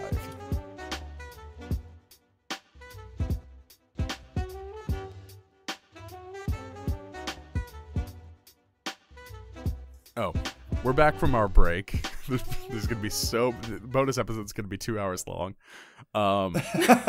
So, where do we want to pick up back from the break? Taylor, you said you had one more point. We could also talk about the Koloss. I would love to talk about the Koloss at some point, but Taylor, you said you had another point about the whole slave race discussion? Yes, I did. Yeah, I think I just really wanted to... Well, I did... Okay. First of all, I wanted to just reiterate how I think, again, there's not necessarily, like you said, Graham, like a problem with having this, like, slave race that, like, having this slave race in your book is not in of itself, like, the problem. Yeah, it's a dystopia. I think the problem, right, I think the problem is the attitudes that Tensoon shows the reader towards the Lord Ruler and towards their lot in society. I think that it's very clear that they're very prideful of like what happened to them, and they're like, they see themselves as, I don't know, like they're like being a Kandra is a source of pride for them, and that's not necessarily the problem, but just like the positive attitude that they have towards what the Lord Ruler did to them, and that they don't see it as like a big problem, I think is like, it's just really rubbing me the wrong way. And like, I think in the end, like, kind of Sazed falls in the same bucket too. I want to read a quote. I think this was Vin when she was ascended to godhood. And in the end, I think it was Vin, because I was surprised it was Vin that said this and not Ellen, because Ellen sucks. But stay tuned for the roast of Ellen Venture. She said, the Lord Ruler had worked to breed the Terrace people so that they were docile. However, had he expected that in making his perfect servants, he would also create a thoughtful, kindly people who would give up their last flocks to help these people who were starving? And this was in relation to the Terrace refugees, the people from Luthadel. Yeah. The Ska refugees from Luthadel who had come to the pits of Hathsin. And that was a horrible, horrible line that really made it seem like the Lord Ruler ended up doing good work. It's applying a silver line. Breeding. It's a silver lining to the eugenics program, is what it is. Yeah. And it's another drop in the bucket towards Lord Ruler actually being good in the end. And it's disgusting. It's like, that's not tempered with any sort of, and that was horrible, but it was horrible that he did that to them. That's just the line. The line is like, aren't they great servants that give up everything, even, when they're not? Yeah. And it's unfortunate because it's anymore? kind of a good line. Not in the sense of that I agree with the sentiment. I'm fully on your page, Taylor. But I do think that Vin taking a moment to reflect on the Terrace people being like a really wonderful society, like written differently, could be a really sort of memorable and hard-hitting moment. Well, they could have approached it from a direction of like, these are people that survived so much trauma and they are like kind. Yes. And like all of that, like I think could sort of hit, but that in a way it sort of bothers me that the line is good as well, because when you write something that's really good, you can get away with really bad thinking. Like there are so many works of art that I think people give a pass to. Or at least did for a long time, of being like, but it's so beautifully written. I mean, like, for a long time, people didn't really criticize Kipling, despite the fact that Kipling was a huge racist in all of his work, because, like, Kipling's poems are really good. And I just see a little bit of that here, of just being like, it's frustrating that this is good because it also sucks so bad. Yeah. No. Yeah, and I think my, like, final point kind of touching on that is that, like, the Lord Ruler was this god that did not care about the Terrace people, and it seems like Sazed and his interactions with Tensoon and who he is, it kind of lands on another god who, loves everyone equally and isn't necessarily looking out for his people in particular. You know what I'm saying? Yeah. Like, he's not against his people, but Sazed, I'm interested to see how it ends up in the next book, but is Sazed against the dehumanization of a whole other people? Is he against, like, the horrible atrocities that were done to him? Because, like, does he, like, stop that in the future? Like, I don't know. And that's one of those things where it's in the book. Like, that's something that we can read into the book, but is not there in the text. And, like, I wish it was. Yeah, like, he's fully, like, it's not even like a path that he goes on where he's, like, needs to forgive the people who did this to him, because, like, from book one, from, like, the beginning of Mistborn, it seems like he's, like, he has no qualms with the horrible things that happened to him. Well, I wouldn't go that far, because, like, he is angry. He's the only Terrace, according to the book, who's fighting back. Yeah, that's true. That's true. He is fighting back, but, like, yeah, and he's doing it. Yeah, you're right. But I don't know if that's going to translate into. It's the thing of, like, godhood. We can read that into Sazed because we like Sazed, but also, given what Sanderson has given as a good man, I don't know if we trust him in the same way that, like, I would trust this character. So, like, yeah, that's something that's going to be important to keep in for Era 2. And I'm sure, like, Jack and Part knows the answer to this, having read Era 2, but... Yeah. We'll get there when we get there. And with those books, we'll get them sooner rather than later. The only thing I will say is that I do think, I don't know if you'll pick up the same thing. I do feel like Era 2 definitely reflects Brandon Sanderson's ideas of how to write the Mistborn, like, world changing over time.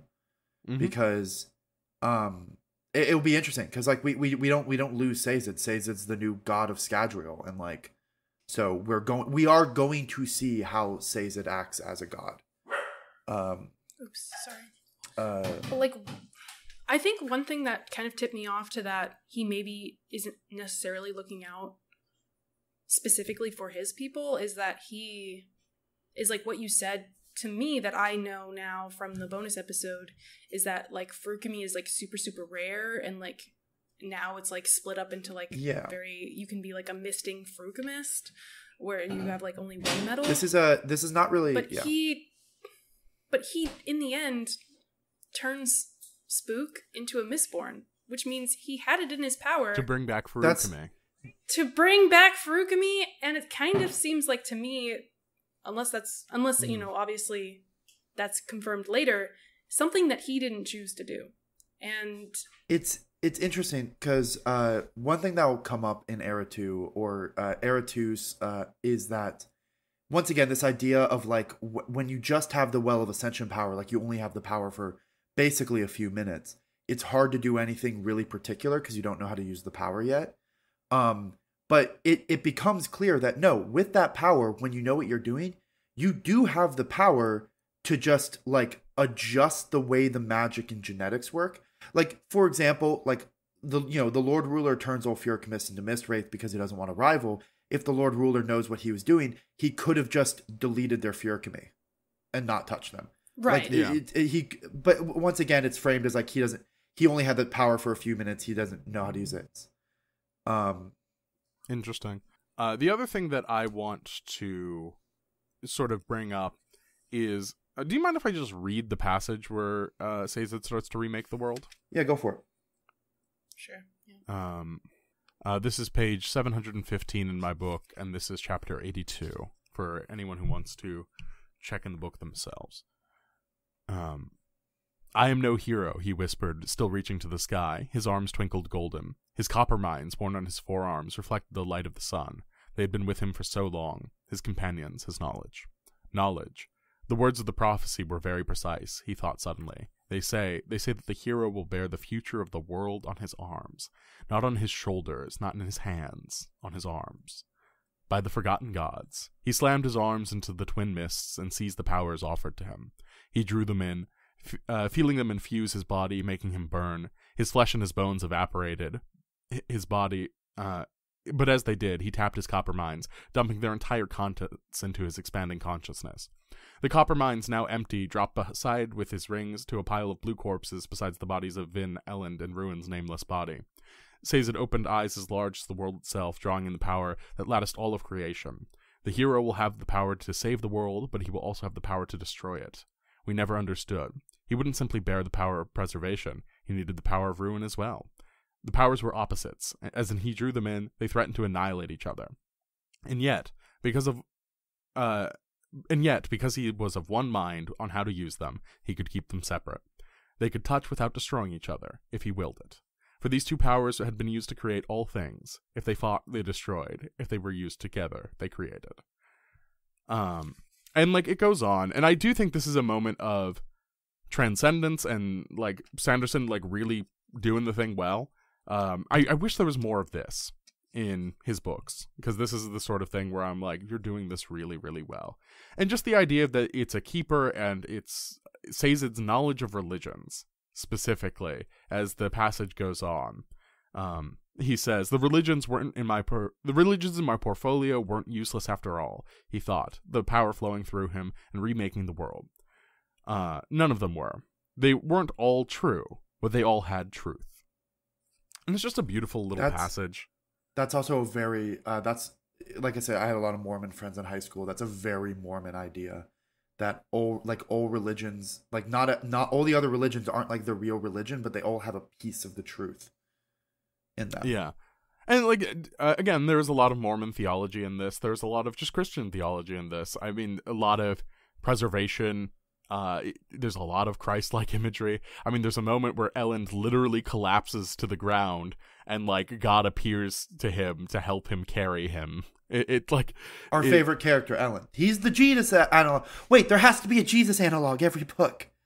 I wrote that down. I had Jesus count. We got Vin is Jesus, Sazed's Jesus, Kelsier is somehow even more Jesus than before. Lord Ruler was kind of made into Jesus in a way because he kind of came back. And then Ellen, the last book, died for their sins and definitely came back this time. So everyone's Jesus, guys. Mm-hmm. Spook is a little bit Jesus too, now that you mention it. More Jesus. Does he die? Yes, he does die. He dies in the fire. Building, yeah. Oh my gosh. Add that to the list. Yeah, Oh my God. Jesus Spook Count survives comes back. Spook accidentally becomes a hemalurgist, and as a result survives a burning building and becomes known as the survivor of the flames. Spook is very cool in this book. We haven't talked about his arc all that much because, again, it's not relevant to sort of this God's plot for most of the time. Like, really, his final message is the most important thing. But, like, Spook does have a cool arc in this book. Before we get to that, I just want to bring up the Koloss real quick because it plays into what we were already talking about. Sure. I remember when I read this book.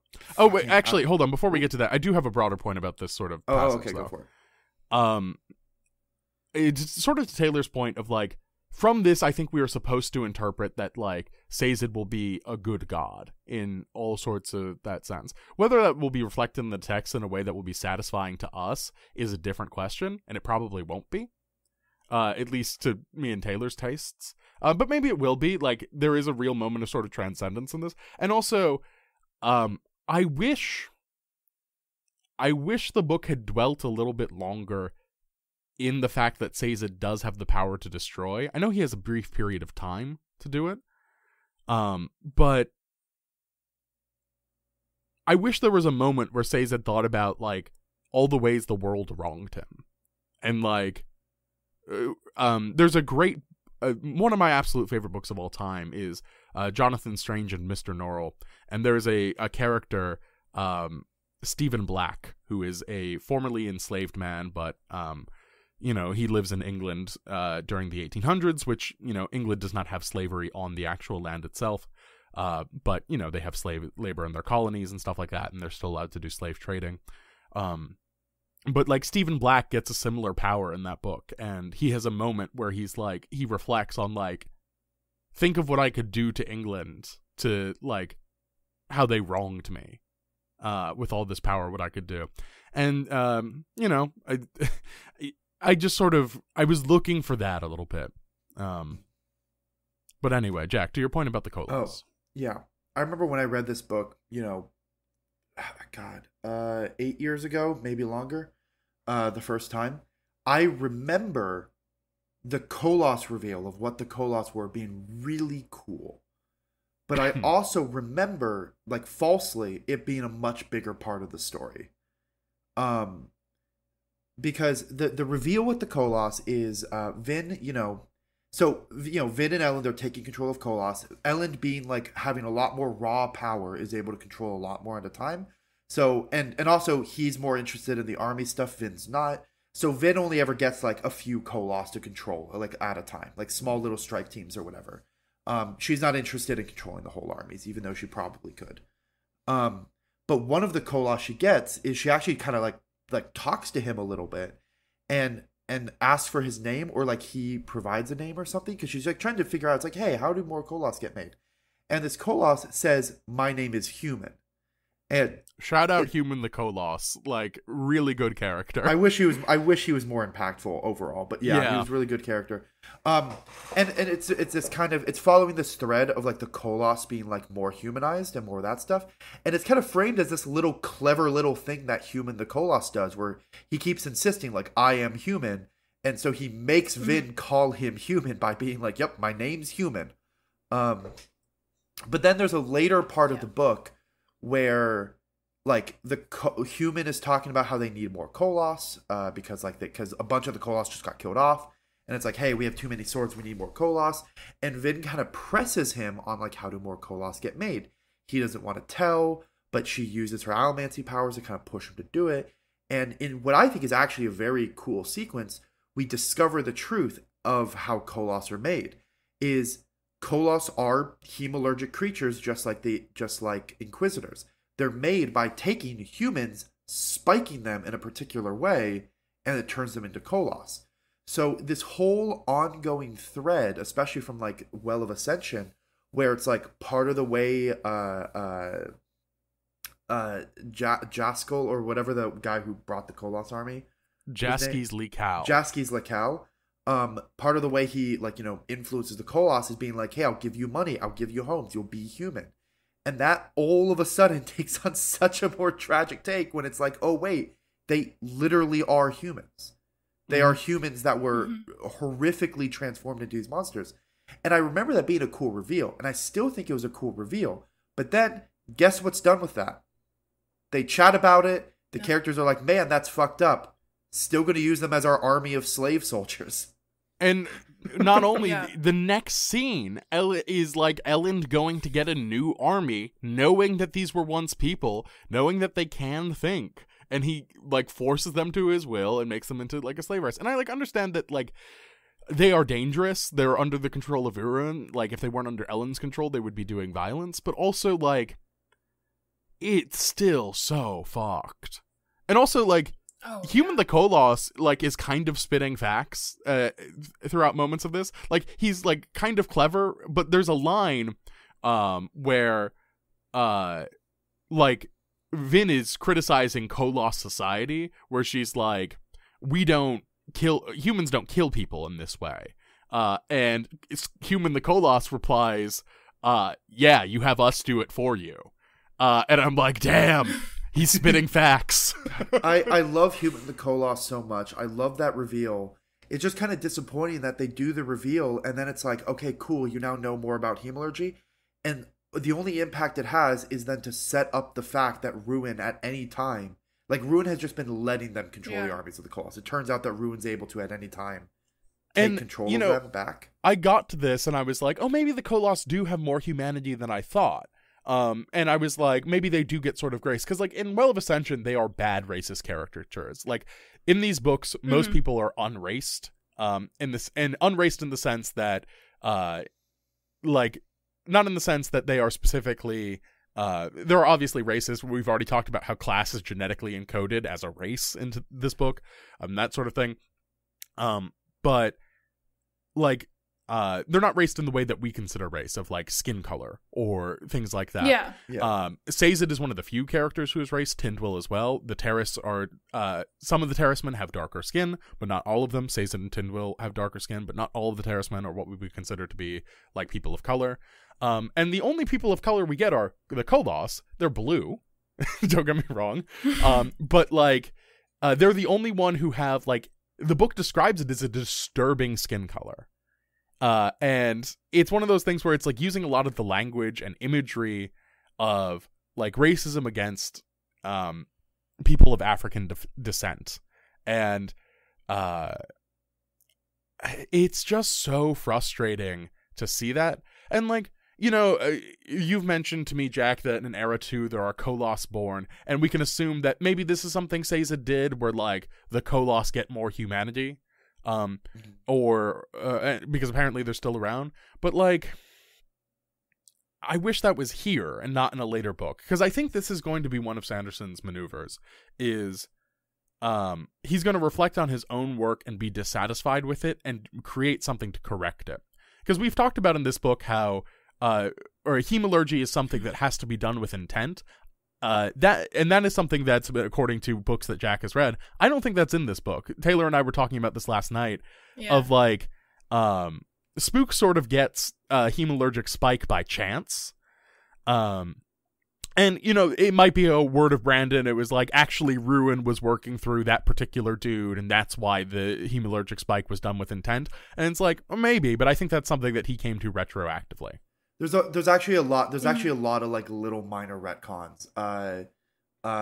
Secret History does it a little bit.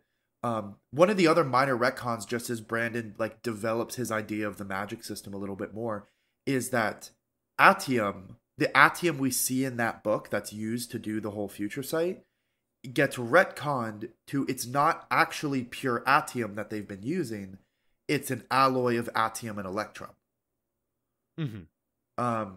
Because he like changes the way that like god metals work, where it becomes this thing where like later on in the we'll book, get to that, because the thing that's going this maybe is touching on spoilers. Yeah, no, that doesn't get shown. I won't go into more detail. I won't get into more detail. We're gonna read that book in 2027, Jack. Is the thing. Well, we're gonna read the first one next year. Yeah, but we're gonna read the fourth one in 2028. Yeah, I'll just stick with that. Like I said, like his idea of the magic system change, and like an example of a minor retcon is that the Atium we see in this book is not actually pure Atium. It's Atium mixed with Electrum. Yeah, and I think that's sorry to Taylor interrupt. I just want to make one point and then I'll let you go. I do think that this is sort of the maneuver that's going to come up over and over and over again of, like, I think that the community wants Sanderson to be God in a way of, like, he always had this planned out from the beginning. But no, he's a person, and he's writing a story, and he's changing it with time. And, like, I think it's sort of like a road trip. I think Sanderson has an ending in mind for what the Cosmere is going to be, and he has some idea of how he's going to get there, but not he does. every it's based single... on a D&D game he played. Really? Okay. But he doesn't have, like, sort of every step along the way. Anyway, Taylor, your point. And I think that's beautiful because of how, when you were saying how reactive he was, all I could think about was, oh my gosh, that's exactly what happens when the Lord Ruler got the power of God. He was just... It was blunt. He doesn't know what he's reacting. He just kept reacting, and so he played his hand all the way in this book for the entire series that he set himself up as God, and turns out God is just some guy. Keeps reacting to fixing all the problems he made that makes more problems, and then he fixes those problems, and then he's fixing those problems over and over again. It's kind of fun that that's like, you know, how authors kind of put their ideas of what things are into their books. That is a very funny point. In a way, he probably does see... He probably made godhood like this because that's kind of how he sees how he's writing these books in a way. Like, that's kind of his... That might be like his, interesting. His, like... His, like, way of seeing writing in a way. Like, maybe not, like, one for one, but, like... That idea of godhood had to come from somewhere, right? Like, I think I do think you are onto something here, because Sanderson has talked about his faith in regard to his writing before, and it's not quite that one-to-one. I don't think he would go far to call himself divine. No. But like, I think an author is a god in a way. Yes, absolutely. Yeah, absolutely. And he's talked about, like, writing stories as a way of practicing faith for him. And so, like, I think you're totally right. We've metaphorized Sanderson. First he was fallible, now he's divine. Yeah, but he's the same kind of divine that every author is. It's not... Yes. Random fun fact. I'm on Coppermind right now because I was trying to see if I could find a source for when, like, hemalurgy requiring intent was, like, first, like, explicitly said. But instead I found out that apparently hemalurgic dart guns could work. Oh. Which is a thing he said in a pit. It came out where, like, at an interview someone directly asked him, can you make a hemalurgic dart gun? And he was just like, yeah, sure. Why not? Yeah, I think I just sort of build on your point a little bit more. You're totally right, because Sazed working through his atheism is also Sanderson working through, like, thoughts of atheism. Yes, I was actually... There was, like, a very, very vulnerable moment where he was like, if there's a god out there, like, we have no proof of them, and we just have to have, like, I have no proof that God exists, so God probably doesn't exist logically. And I was like, a Mormon wrote this? That is a very vulnerable thing to say. Like, that is definitely someone who's had those thoughts before, because, you know. For sure. Yeah, let's transition like, to talking about Sazed. Yeah, Sazed is one of the more interesting parts of this whole book. Yeah. Yeah, this book honestly is very vulnerable, and it surprises me that he has gone on record to be like, my books aren't about religion, they're not about faith, because of how much... Well, not about his faith. Yeah, they're not about his faith, I guess, but how much, like... I don't know, maybe that's just him protecting himself, because I feel like this book is very vulnerable. Yeah, and like I think that it's not necessarily dishonest, but I do think Sanderson is talking about his faith with the Cosmere books. Because like says, like, I'm not an expert on the Mormon faith. I read the Book of Mormon once when I was like 16, and it was just a period of time where I was working as a dishwasher and I was allowed to wear headphones, so I listened to a bunch of audiobooks. So I read the entirety of the Bible as an audiobook, as read by James Earl Jones. Um, which, like, if you're having someone read the Bible to you, that's the man you want. But and then I also read the Book of Mormon. But I do believe that Mormon heaven is like you become sort of a god in your own right, a steward of a planet, and that's what Sazed becomes. Is like he becomes a steward of this planet. Yeah. But like, yeah, sort of. Where did you want to start with these other points? Taylor Jack, like working through his atheism, or just like him in the book in general, because like he's kind of a different guy at the beginning of this book. Yeah, I mean, I brought it up in the summary, but Sazed's whole plot in this is that we talked about clubs being kind of unceremoniously killed. Tidwell, I mean, we all were unhappy with her being killed like at all, but her death does have an impact on the story. It is a major consequence because it breaks Sazed. He's grappling with the fact that he's like, okay, like the world is shit. Things die, things go away, and I don't know where Tindwyl is now. Like, what happened to her spirit? Where did she go? And so he's this expert of religions, but he decides, like, he stops preaching religions, and multiple characters kind of point this out. It's like, hey, Sazed, you haven't, like... And, like, when they're trying to, like, get through his depression, they're all like, hey, Sazed, any cool religions you want to pitch us? Like trying to get to him, which I always thought was, like, kind of cute and kind of shows, like, a nice friendship. But he's like delving through all of his religions to be like, I need to find which one's true so that I know what happened to Tindwyl. But then it's like he goes through each one and he's like, logical inconsistency. It says the god is all good, but then, you know, the world's gone to shit, so that can't be true. Or like, oh, this one is a religion, but it doesn't actually talk about the afterlife at all, so not useful. Like one by one, and it's like this whole thing where throughout the book, even as he's grappling with depression, even as he's grappling with all this stuff, and even in the brief moments where he starts to come back to himself, like when he does the engineering project, when he's helping Spook with one of his plans, and he has to like put his copper mines back on to like get his engineering knowledge back to like help establish this, he's getting a little back into the old Sazed, which is really cute. But then there's this looming, oh, he only has a few religions left before he's out. And that's like a deadline where it's like, what happens when he runs out of the religions? And I think sort of like the sort of threat there is like Sazed might kill himself, or like of like that sort of thing.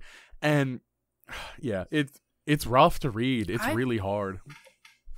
I feel like it was very artfully done. I thought I really liked it. There was definitely genuinely a moment, you know, I was pretty confident coming into this book. I was like, I read Harathan. Harathan is the priest from Elantris who loses his faith and comes back to it like fully, like he like finds it again. And so I was like, you know, I read Harathan. I know Brandon Sanderson enough to know that when Sazed loses his faith, he's going to come back to it. And there was genuinely a moment in this book where I was like, oh, like it was like very near the end where I was like, oh, maybe he doesn't come back to his faith. Yeah. Like I actually was convinced that he was deciding to go down the road of like, no, like there is no faith, nothing matters. And like him hitting that rock bottom, I know we talk about how long this book is, but I do kind of wish there was a little bit more. When this book takes the time to grieve, it's some of the strongest bits of writing. I mean, I already mentioned to you guys in the bonus stuff that we recorded last night. And if you'll indulge me, I would just like to read the passage of my favorite bit of writing in this book, and also my favorite bit of writing I've read from Sanderson so far, is Elend asks everyone everyone asks the people in the original crew to tell him about Kelsier, and like they all sort of have moments, and there's this particular line from Sazed that like really sort of reads as true to me, and it's kind of cheesy, but also it just worked for me in a way that I don't know fully how to articulate. So if you're cool with it, I just want to read this little passage. Go for it. Ellen stood for a few moments looking over their heads, appearing thoughtful. I want you to tell me about the survivor, he finally said. The tent was still for a few moments. Finally Ham spoke. Kel was grand. He wasn't just a man, he was bigger than that. Everything he did was large. His dreams, the way he spoke, the way he thought. And it wasn't false, Breeze added. I can tell when a man is being fake. That's why I started my first job with Kelsier, actually. Amidst all the pretenders and postures, he was genuine. Everyone wanted to be the best. Kelsier really was. He was a man, Vin said quietly. Just a man. Yet you always knew he'd succeed, that he made you to be what he wanted you to be. So he could use you, but you were better for when he was done with you, Ham added. Ellen nodded slowly. I wish I could have known him. Early in my career, I always compared myself to him. By the time I heard of Kelsier, he was already becoming a legend. It was unfair to force myself to try and be him, but I worried regardless. Anyway, those of you who knew him, maybe you can answer another question for me. What do you think he'd say if he saw us now? He'd be proud, Ham said immediately. I mean, we defeated the Lord Ruler. We built a Ska government. And what if he saw it at this conference? Ellen said. The tent fell still again. When someone spoke what they were all thinking, it came from a source Vidden hadn't expected. He'd tell us to laugh more, Sazed whispered. Breeze chuckled. He was completely insane. You know, the worse things got, the more he joked. I remember how chipper he was the very day after one of our worst defeats, when we lost most of our Ska army to that fool Geedon. Kel walked in, a spring in his step, making one of his insane jokes. Sounds insensitive, Allrain said. Ham shook his head. No, he was just determined. Always said that laughter was something that the Lord Ruler couldn't take from him. And that's sort of the thing I was going for. For the record, that's on page 116 for the readers on home. But just like that moment of grief in chapter 12, like I've been at similar conversations of like just remembering how good a person was and like how much you miss them. And like Sanderson is clearly good at this, and I wish we had lingered in it with Sazed more. I wish there were like we've already talked about how we wish we lingered in clubs more, because like just what a beautiful bit of melancholy of he'd tell us to laugh more. Yeah. One of my favorite parts of Sazed's story actually was near the end, where like, so, you know, he's getting close to running out. I think he runs out of religions or whatever. Like, he's done. And he's kind of grappling with that fact when he then overhears Tensoon speaking to Breeze, and Tensoon's like, hey, give my, like, because Tensoon has barely had a chance to talk to Sazed, and Tensoon's about to go to do something. And he's like, hey, give my regards to the announcer. And that pricks Sazed's curiosity, where he's like, wait, what the fuck? I only ever heard that term in the pre-altered prophecy before Ruin changed it to be the Holy Witness. Yeah, before Ruin changed it to be the Holy Witness. And he was like, wait, and then he has this realization. He was like, wait, shit. There's a whole other people with a religion I could speak to. And he goes and talks to the Kandra. And I can't remember if he like already knew that the Lord Ruler turned all the Kandra all like Furychemists, original like Furychemist or not. No. He doesn't know at this point. Okay, I can't remember when he learns that. But he talks to Tensoon, and I think Tensoon reveals that to him. And Sazed has this moment of hope where he's like, wait, shit. Not only is there another religion, it's like my people's original religion is still alive and well in this first generation of Kandra. And so he goes back. There's this really great scene. That's the scene where it's the whole like, hey, let's cross-reference like what Ruin doesn't want us to know or what he wants us to do. But at the same time, he's learning about the Terrace religion. He goes and meets the Kandra and is like, oh, I found my people's original religion. Which through kind of like meta stuff, us kind of getting what's going on, we sort of know is probably the most true religion of like what's all going on. But then there's this moment where he like finishes learning the religion and he's just like this religion's not special. Like there's nothing like it has all the building blocks, all like in a very academic way. He's like, it has all the same building blocks of like all the other religions. Like it has like an enemy, it has a prophecy, it has thoughts on morality. Like it has this moment where he's like, he was expecting it to be some big revelation, but he's very much like, but like, no, this is just like any other religion. It's the same shape. That's one of the things I really liked, because I was wondering if the maneuver was, again, it's been a while since I've read this. I was wondering if the maneuver at the end of the book was going to be, oh, we made it, Sazed's real answer was, oh, I found the one true faith. and I don't have to make any acts of faith. And I was so worried that was going to be the maneuver because, you know, like, not that, like, Mormonism believes itself to be the one true faith. And I think it would be a lesser book if that was sort of the answer. So I'm glad that we get this moment of Sazed has to commit himself and, like, believe in something. Yeah, I mean, I think Mistborn grappled with the idea of truth and truths, and especially, not even Mistborn, Elantris. Elantris was very, very focused on the idea of truth and finding truth and then landing on truths, that there are multiple truths to the world.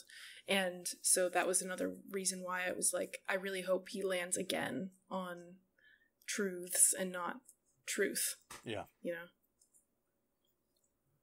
Because I think it's more genuine a more genuine reflection of our own world than having a truth.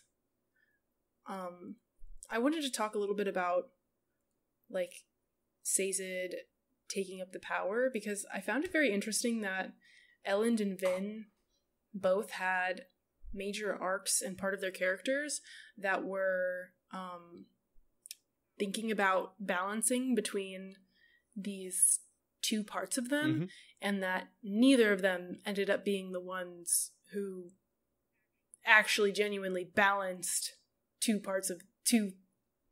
things in the end. Yeah. It was Sazed who never really had that arc specifically. For sure. And so I was thinking about it more, and, you know, I for some time thought that Spook was going to be the hero of ages, and I was like, oh, he's like Vin because he has allomancy and hemalurgy, which are, you know, one is of preservation and one is of ruin.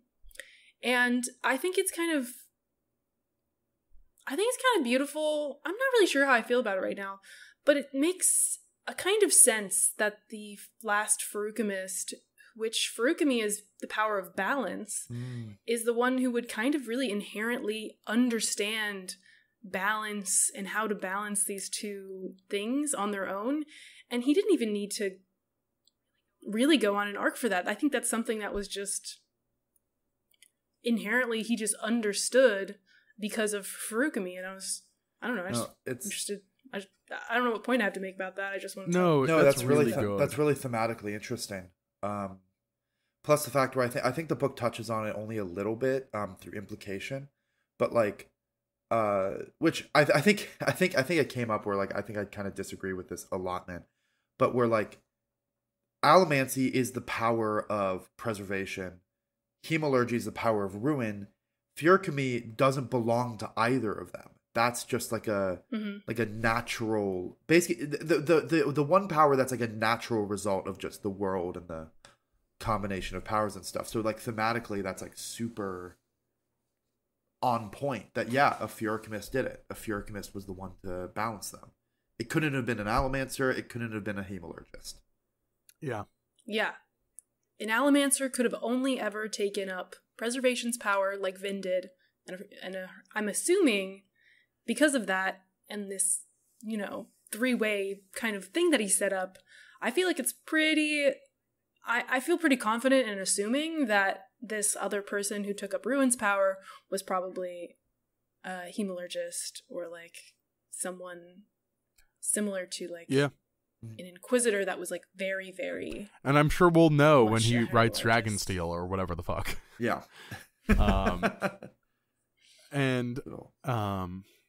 If we don't have anything more to say about Sazed, I kind of want to talk about Vin, because, like, she simultaneously has a ton to do in this book and also nothing to do in this book.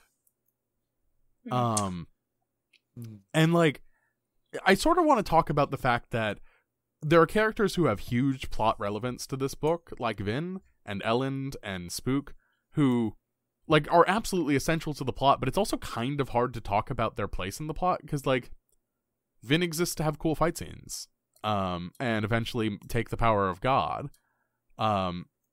But since we're left so shrouded in mystery for most of this book, and it's a lot of characters thinking through things until these sort of final revelations, it also feels like they don't really do much. Yeah. And like, Vin has a really cool fight scene where she takes out 12 Inquisitors at once and leaves one standing. That was so good. That was so fun. It's one of the things where I'm sort of bothered by the power creep of it all. However, all the imagery and descriptions of the fight scene is very cool.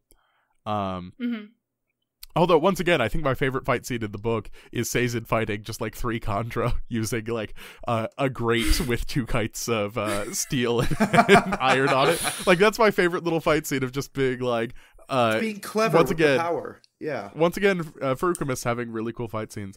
But also, I do think there's like this wonderful moment of grace that's given to Vin of like, because again, like, it's hard to talk about it. It's just like the sadness of it. But I mean, I'm sure this is what got to you, Taylor, of just her death primarily. No, actually no. But we'll talk about that. Okay, interesting. But the thing that gets me is this little bit at the end, where Sazed is writing in his book this sort of history right before the epilogue. This final little note, he goes, "There is much more to this mystery. Perhaps I will tease it out eventually as my mind grows more and more accustomed to its expanded nature. Perhaps I will determine why I was able to take the powers for myself. For now I only wish to make a simple accountment of the woman who held the power before me. Of all of us who touched it, I feel she was the most worthy." And that's like a wonderful little moment of grace to give to Vin, who, like becomes this powerful empress in Mistborn and like really cool character. Apart from Sazed, I'd say she's the most developed character in these books. Yeah. I just like how like smart and clever she got to be, because if you think about it, she never figured out the whole mystery. Like, she never did, but she still was able to. She was able to. I always think back to what Taylor, a comment you made when we did the first one, which is Vin is allowed to just be smart. Unlike the main character, Serene. Yeah, unlike Serene, who we keep being told is smart, but we don't actually like see that done in a super interesting way. Vin is just allowed to be clever and like have clever moments. And this whole book is really interesting because it's her trying to like, Ellen's focused on the whole conquering bit, but she's on the whole like, how do we beat Ruin thing? And even when she doesn't figure everything out, she just has so many clever moments, like realizing that Ruin wants the adium. She doesn't know why. She has no idea why. And I don't think she ever learns why. Or I think she only learns once she literally becomes a god and gets all that like expanded knowledge. But she's just like, he wants the atium. I can now trick him with this. Or and she never figures out the earring spike thing. She never learned, like, that wasn't her. Yeah. That all happens because she's just like, I need to trick Ruin into thinking I have the atium. And every time I've used the mist power, it's been in a point where I was like almost dead, where like I was about to die. So she intentionally puts herself in a position where she's almost certainly going to die, fighting 12 Inquisitors. We mentioned she's like badass and fights the Inquisitors. The first part of the fight is she's really impressive and she takes out a couple of them, but it's still 12 Inquisitors versus 1 Mistborn. Like, and also it's impressive that she takes out a couple of them. It's so impressive that she takes out a couple of them because, again, Kelsier barely manages to take out one, and he's the coolest motherfucker in the world. Yeah. So, but the thing is, she loses the fight and is getting tortured by Marsh because she's convinced Ruin that she knows where the atium is, and so now Ruin's having the Inquisitors torture her to get the information. And she keeps expecting the mist to get to her, but it doesn't. It's not until Marsh has because Marsh knows that it's the spike. And Marsh has like a moment of resistance and is able to take the earring out. That's when she gets the mist. And then the fight changes because that's essentially like, it's almost like she's constantly burning every metal with duralunum is like what it becomes. And she's just like, and that's when it becomes like a badass fight where she's like, oh, let me just casually push this tower across the field. She destroys Creedic Shaw with a steel push. That... It's fucking rad. Oh, and like Ellen shows up later and is just like, what natural disaster happened here? Like, and it's like, the answer is your wife. That natural disaster is your wife, buddy. Yeah, I think that something that I really noticed when going into like the final part, I was like, Sanderson loves contemplative scenes where it's just a character on their own just thinking. And so he set up a hero that, or he set up, sorry, a villain that basically was like, we can't talk to each other, that stifles communication, so that he, I think, a part of him was like, I think, excited to just get to be inside characters' heads on their own and like not let them talk to each other because this thing is listening. And so he got this moment, he got this grand moment with Ellen realizing like he's about to give up. He's marching back from the Koloss army and he like sinks to his knees because he's like, this is useless and hopeless. Like I got this army, but like, so what? Like the army's not going to get rid of the Ashfall. Yeah. Yeah, and then there's just so much of this book is in Vin's head as well. I think he just really likes these solitary characters. He likes people to be on their own. And he gets to explore them.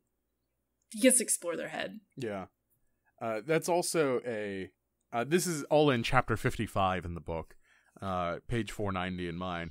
And that's where we get the line that you mentioned earlier, Taylor, which is, if Ellen had just waited a few more minutes on that ashen field, he would have seen a body, short of stature, black hair, prominent nose, fall from the mists and slump dead into the ash.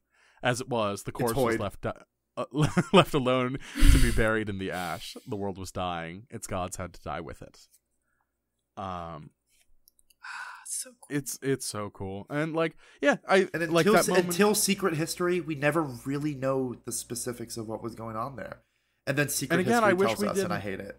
Yeah, I love that we don't know. Oh my god. That's it's so cool. One of my favorite lines in all of fiction, again, is Jonathan Strange and Mr. Norrell. I should add that to our bookshop. I brought it up before. We have a bookshop, by the way, a Grain of Sanderson bookshop. You should go buy a book from it.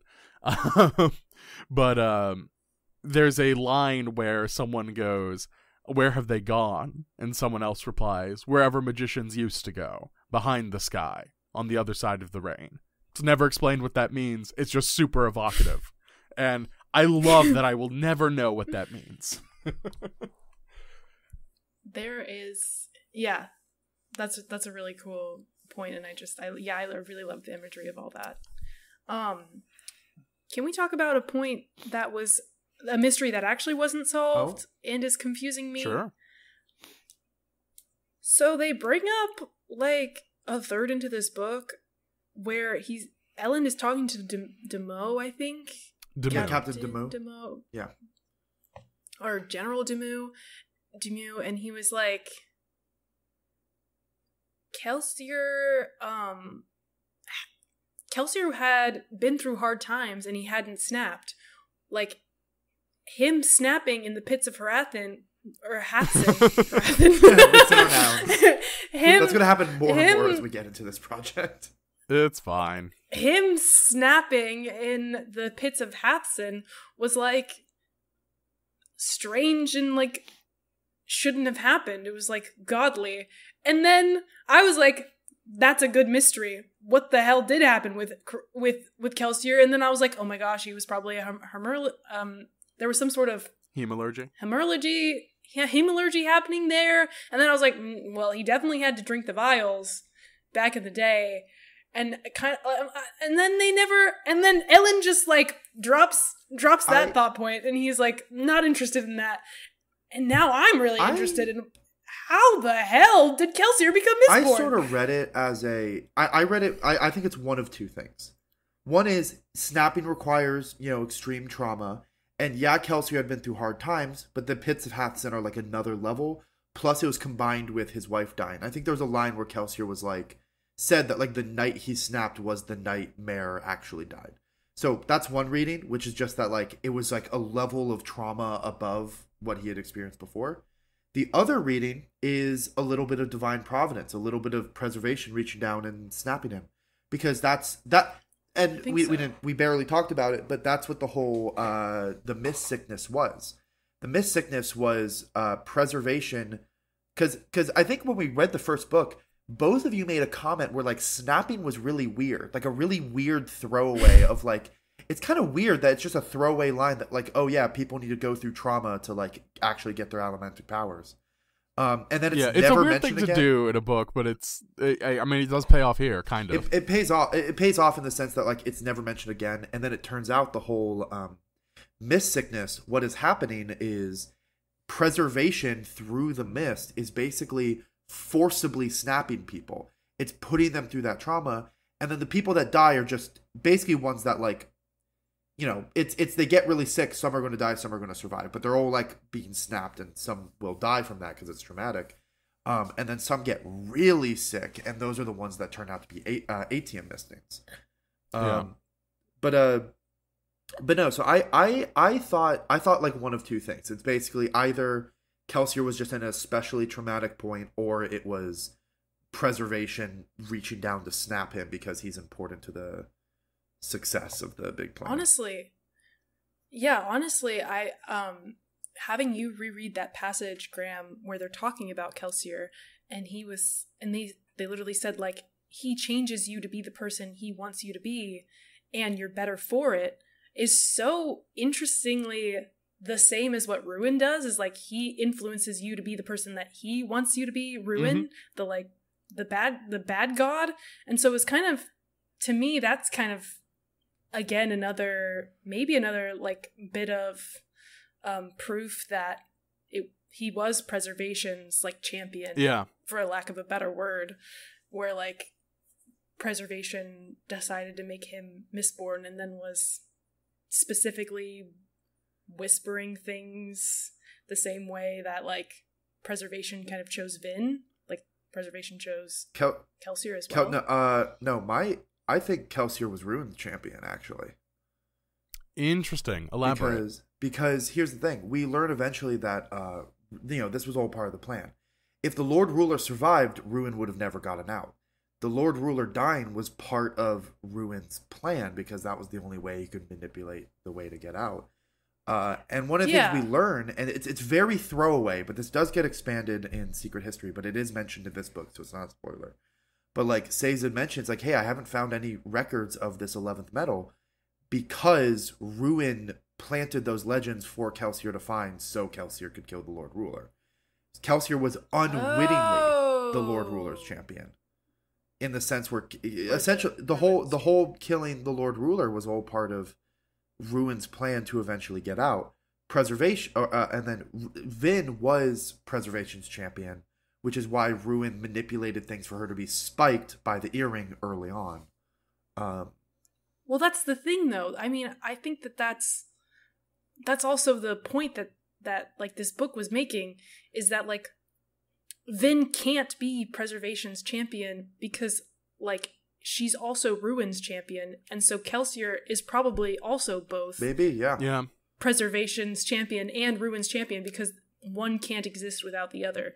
You're always going to have both. And so I think they were both kind of maybe like both of them were like God chosen and were pushing. Yeah, this book really does believe in sort of a like this sort of synthesis that you'll see in a lot of like philosophical ideas, not necessarily like Hegel's dialectic, but like Aristotle like believes that virtue isn't really about being virtuous. It's about having the right amount of virtue. And the example he uses in his dialogue is it's not important, like you can be too brave, that makes you brash and reckless, and you can also be not brave enough, that makes you cowardly. The braveness, the virtue, is where it lies in the middle. And I think there's a lot of that in, Christian theology. I think there's also just a lot of that in Sanderson's writing. I mean, like, we've talked about how this is operating on sort of a mythic level, and I mean, Greek mythology is so influential on European culture and thus American culture. And we still read the classics. I mean, I can quote Aristotle, and a lot of our listeners will still like have probably read Aristotle at some point in school, that sort of thing.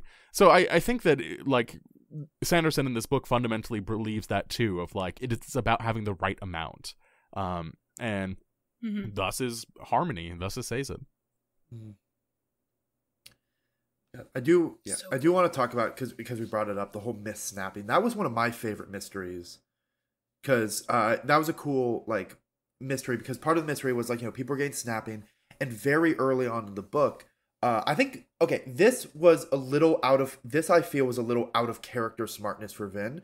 Because it wasn't like street smarts being witty and guessing what people were up to. It was her recognizing a statistical pattern, which feels like a very like feels like that's a type of intelligence that comes through education. That's not a being clever. That's a how numbers work, which Vin doesn't, or like never had the education.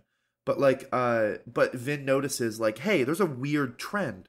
Where every time a given group of people is afflicted by the myth sickness, if you don't do like the number of deaths, if you just do like how many people got sick, it's always exactly 16%, like to the person.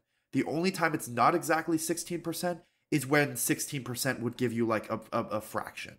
Like it'll always be within one person of exactly 16%. And we learned that this was preservation, like trying to send clues to people through how the magic works, where it's like, think about the number 16 or whatever. And then like 1/16 of that 16% got very, very especially sick. And those were the ones that turned out to be ATM mistings, which leads to one of my favorite parts in the whole book. I told you guys about this last night. I am a sucker for the Riders of Rohirrim moments.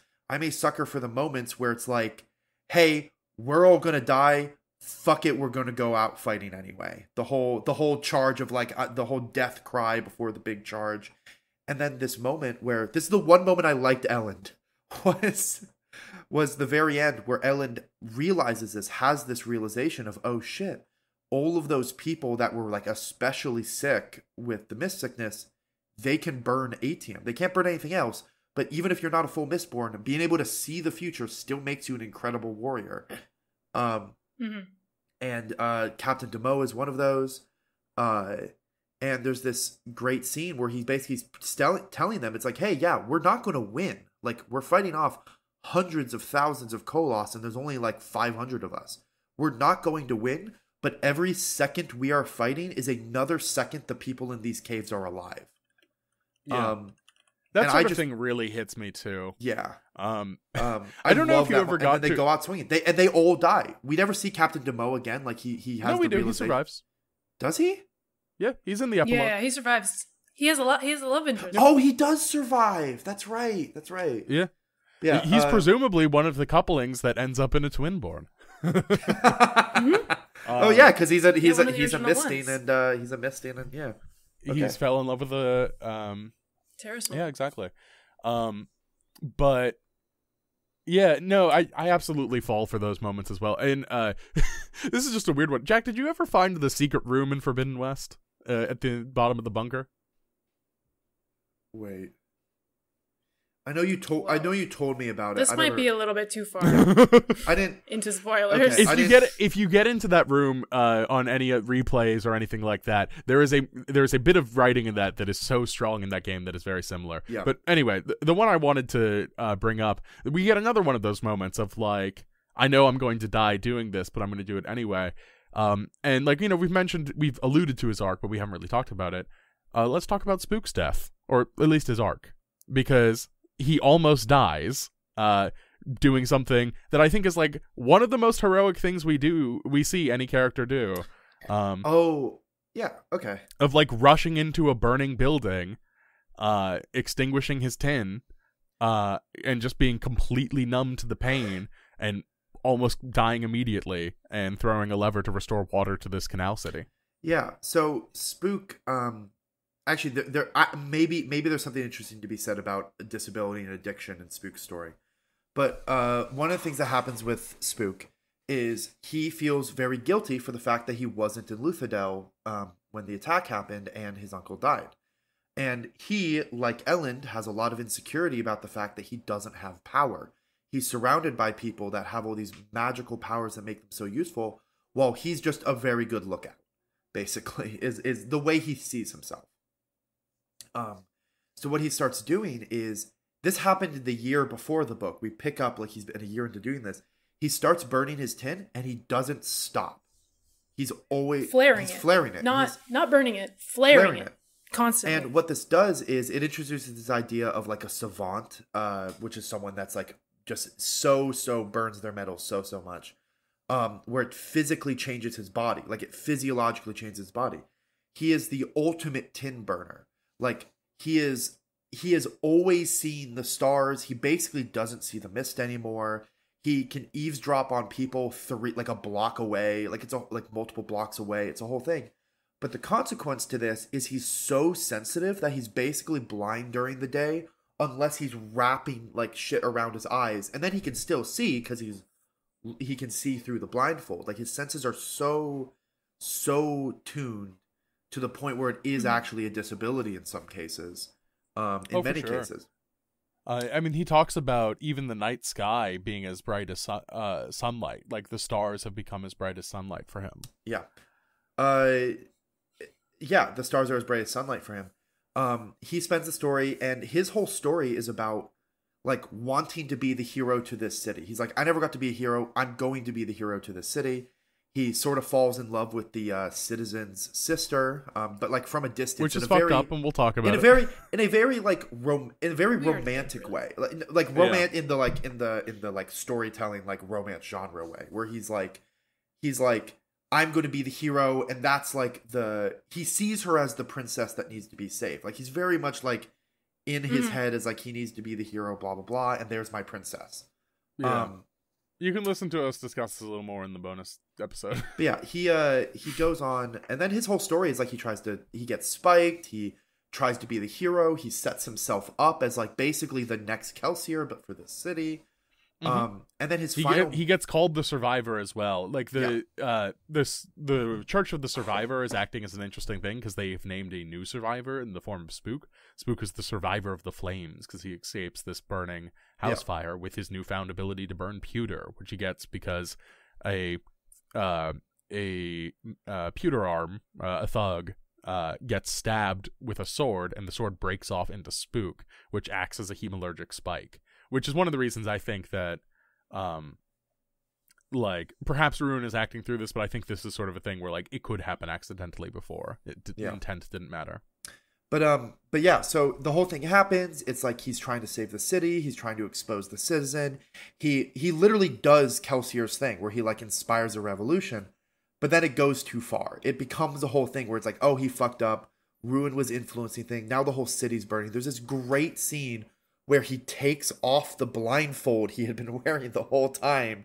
Like, he's in the middle of about to kill the citizen. Yeah. Then he has a great scene, takes off the blindfold and sees the city burning for the first time. Way to literalize it as well.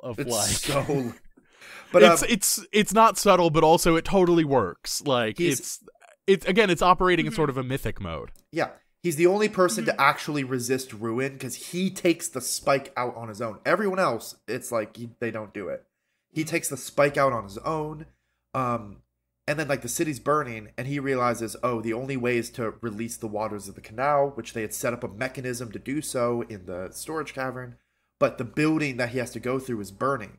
He's taken out his spike, he no longer has pewter, so he no longer has magical toughness, and he's like, I need to get through that burning building, and so, but he's going, it's very much up, like, you're going to fucking die if you do that. But he turns off his tin, which, because he's messed up his body so much, whenever he doesn't have tin, he doesn't feel anything. He's fully numb. And that's the only reason he's able to run through the burning building and throw the lever. But it doesn't give him toughness. He just doesn't feel the pain. He doesn't feel his flesh melting off of him. Like, but yeah, and that's just like, and then he ends up surviving, but like, is like wrapped in bandages on the verge of death the rest of the book. And at the end, Sazed heals him. Heals him and makes him a Mistborn. Yeah, which again, I don't know how to feel about. That one for the road, but here you go. I liked the symbol of the blindfold because I guess I missed the whole taking off the blindfold thing, but I liked the blindfold as like in the beginning when he was like running around the city with the blindfold on. It kind of reminded me of, like Lady Justice, how she wears that's good, yeah. the blindfold. And so like I thought that that's kind of where the like idea of like Spook being like this very heroic figure was, he had the blindfold on because he was showing, it was like a reference to Lady Justice. No, that's a good read. That's a great read of the imagery, and that totally works. I guess with Spook, do we have any more thoughts? I mean, like, we could keep talking, but we're approaching 3 hours, and I think that's... Yeah. We talked in the bonus episode a little bit about the romance with Beldra. Yeah, so listen to that. Yeah. Yeah. I never actually said why I cried. Oh, yeah. Please. Oh, yeah, hit Tell us. I was crying because I was so moved, I guess, by Sazed being the one that takes both the powers, because we know how deeply he loves people, and I knew how much he would make like such a good god to people that like that's why I cried. I cried not because of anyone died, but I cried because I knew how well taken care of this world was about to be because of Sazed and what he ascended. And so like reading all of his passages where he's just like pouring all of his like love of humanity onto people, that really, really touched me very deeply. And so yeah, that's why I cried. The thing that sort of... It was not... sorry to interrupt. Go ahead. I was just going to say it was not Vin's death. It wasn't Ellen's death. It wasn't death at all. It was how much love I felt from Sazed. From Sazed. The thing that sort of strikes me about Sazed having this sort of love is there's a lot in this there's a lot of imagery of fascism in this book, like a lot of fascist imagery has your leaders as like hot and young and powerful, and that's like every strong character in this book, especially Emperor Ellen Venture and Empress Lady Vin. There's this whole chapter where they show up to like a dinner party I already mentioned is them being hot and powerful, and like their entrance is super cool, but it is like sort of fascist imagery. And all throughout there's this theme of like good leaders don't doubt themselves. Like Spook thinks about this to himself, and like Ellen thinks this to himself. It's something that Tindwyl says often. And what I like is Sazed is often sure of his rightness but still doubts himself. And I think that's part of the reason that he is a good leader. And it's sort of a rebuttal. And I don't know how much of that is intentional, because I do think Sanderson believes that, like, leaders should be sure of themselves on some level. But, like, literally the opening line of the book is, I am unfortunately the hero of ages. Which is, like, in hindsight, is so sweet.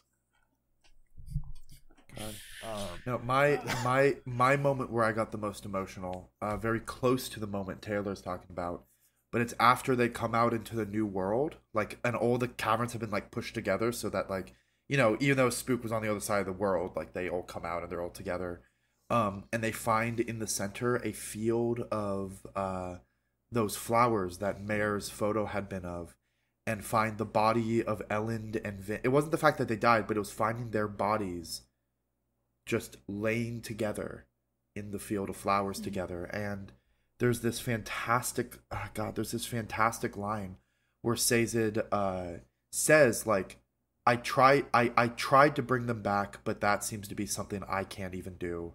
But I spoke to them a bit, and they are happy where they are. They are happy for the rest.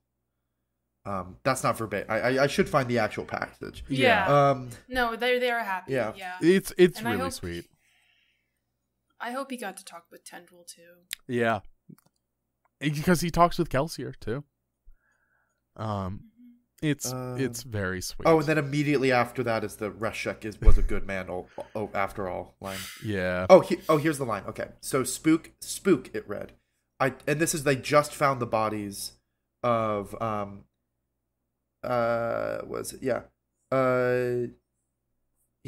Spook stepped forward, moving among the plants, flowers, he thought, recognizing them from the picture Vin had carried. Kelsier's dream finally came true. At the center of the flowers, he found two people. Vin lay wearing her customary miscloak shirt and trousers. Ellen was in a brilliant white uniform, complete with a cape. They were holding hands as they lay amid the flowers, and they were both dead. there was and then there was like the book and the note, and he reads it a little bit, and then he gets to the letter specifically for Spook. Spook, it read, I tried to bring them back, but apparently fixing the bodies doesn't return the souls. I will get better at this with time, I expect. However, be assured that I have spoken with our friends, and they are quite happy where they are. They deserve a rest, I think. It's so sweet. That was the part that got me emotional. Yeah. Just you reading it, I was like, oh shit.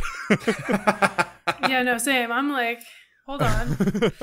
And that's the thing of like, what's frustrating about this is like, we just spent 3 hours roasting the shit out of this book. And unfortunately, when Sanderson does the thing really well, he's really good at it. Unfortunately. And like, unfortunately, I'm picking up the Terrace mannerisms too, I think. All right. But yeah, it's that sort of thing of just like, he's really good at doing the damn thing when it comes down to it. And yeah, that passage really just struck me too.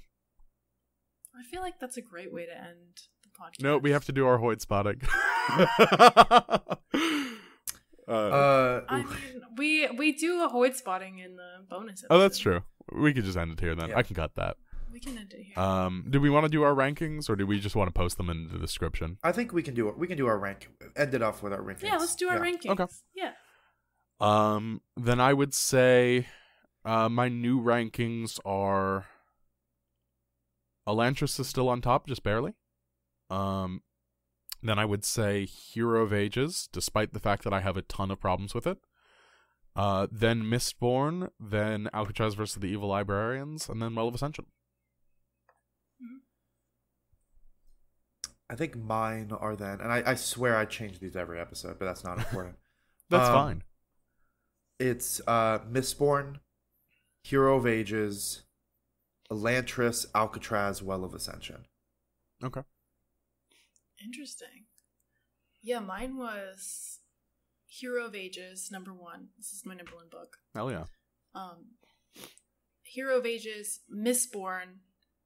I think I might have pushed it. I think that was my number 1 before, but like, I think that Hero of Ages made Mistborn better in my opinion. So Hero of Ages, Mistborn, Elantris, Alcatraz, and then I think Hero of Ages actually pushed down Well of Ascension, made it a worse book in my mind. So now Well of Ascension is my last. And I want to say that I'm planning that every 6 months to put our personal lists on our Instagram at a grain of Sanderson, or it's at grain of Sanderson _pod on Instagram. I'm going to put I'm planning to every 6 months update each of our lists on the Instagram. So next month you'll be able to see our lists. Cool.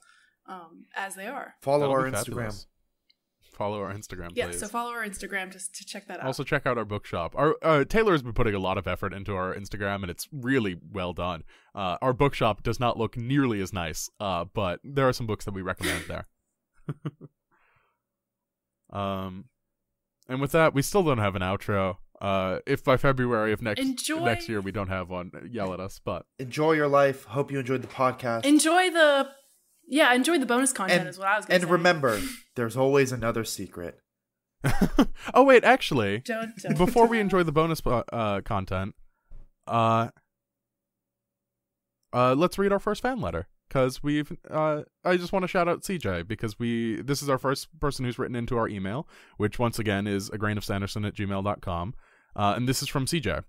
Hi folks, really loving the podcast so far. I've never read a word of Brandon Sanderson because I've been put off by the length and common criticisms, so this is the perfect way for me to engage with his work, and y'all have some great and insightful discussions. More importantly, Graham said in the most recent episode, I am preventing myself from giving a 90-minute lecture about the history of metafiction. I want this so badly it's going to be all I think about all week.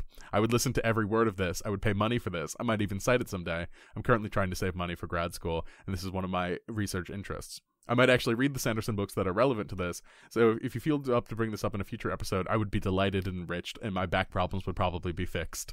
Thank you for your hard work, all three of you, and for making such cool in-depth episodes. Best, CJ. God, we gotta help fix their back problems, guys. Like, It's true. If we have a shot. Thank you so much for the letter. That really, like, when I saw that really made my day. Yeah. Thank you so much.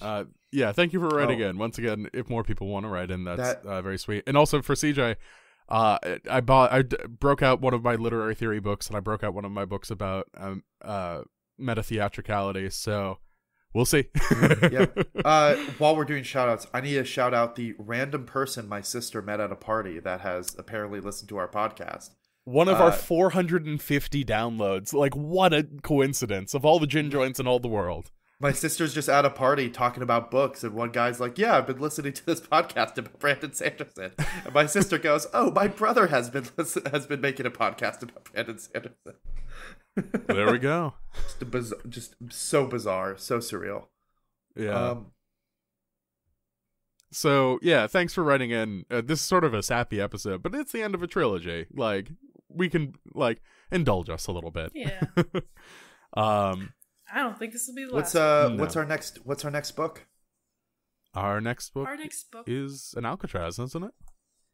Mm-hmm. It's the second Alcatraz book. After that, we're going to be reading two shorter novellas, I think, in the same month. Mm-hmm. And then after that, in September, watch out for Warbreaker. Back to the Cosmere. Yeah. And then Warbreaker's another one I think will be not a sleeper hit because a lot of people like it, but it's another one of the one-off Cosmere books that ends up being like a lot of people's favorite. Okay, cool. And also, of course, we'll be reading The Wheel of Time. I finished the first book of The Wheel of Time. It took me longer than I was expecting. I didn't hate it, but I also didn't like it. But I'll keep updating. It's all background for when we read the final 3. That's part of this project. When we get to November, I will have read up to book 10, I believe. So we'll talk about that then. Good luck. Well, thank you everyone so much for listening and for writing in and supporting the podcast. It's been a really fun project so far, and we can't wait to make more of it. And see you next time. Bye. See you next month. Thanks for listening. A Grain of Sanderson is created by Graham Gilman, Taylor Lane, and Jack McLaughlin. I edit and produce the show. Our logo is by our very talented friend Ben Busby. Our theme music is Goodnight Kiss by Too Mellow off the album Midnight Broadcasts. You can find their work at twomellow.net, that's the number 2, MELLO, and Too Mellow Makes at bandcamp.com. Thank you so much for listening.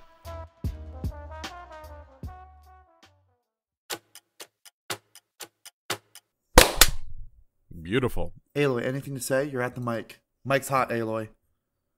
Meow for us, Aloy. Meow. That was me. We could tell it was you. I'm trying to beckon. The fact that it was a very deep meow. I'm trying to me off so hard. She is rubbing against the mic. Hey, baby. Oh, God, this could be a nightmare for me to edit. Oh, well. This will all be in the post-pod. You are a criminal.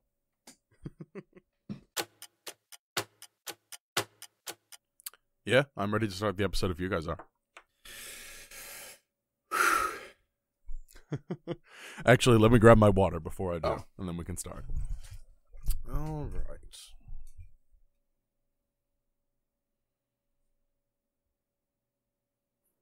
I got my other 2 books.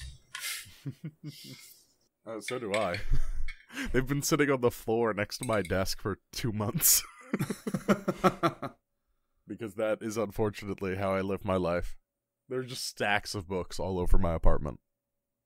That's kind of the only way to live, honestly. I do now. I'm also rereading one of my professor's books, and I do now kind of want to write an essay putting this book in conversation with the Broken Earth trilogy and also her writing, because she's a professor of apocalypse studies. Which is a very cool thing to be. Just as a title. Like apocalypse studies in fiction? Yeah. But also she's an expert in, nuclear decolonization and stuff like that. Like how, America will build nuclear infrastructure as a way of occupying other lands, the same way that, we'll build a military base on countries we have pacts with in the same way. I see. That sort of thing. I don't agree with all of it, because I do think that uranium, pretty cool as it happens, as a power source. Listen, we say crystals having auras is not real or whatever. Like, oh, like quartz and whatever don't really have auras.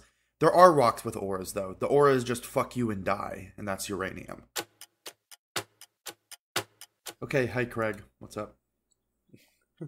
Imagine it responds.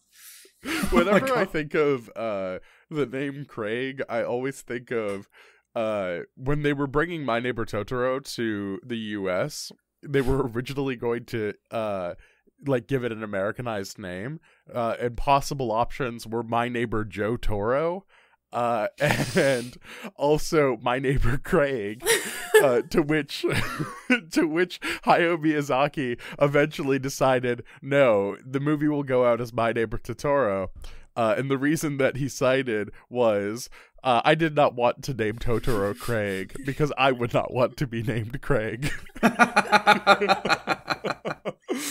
Oh my god. That's so real. Poor guy. Shout out to anyone named Craig. Hey Craig, how's it going? All right, let's think about getting started.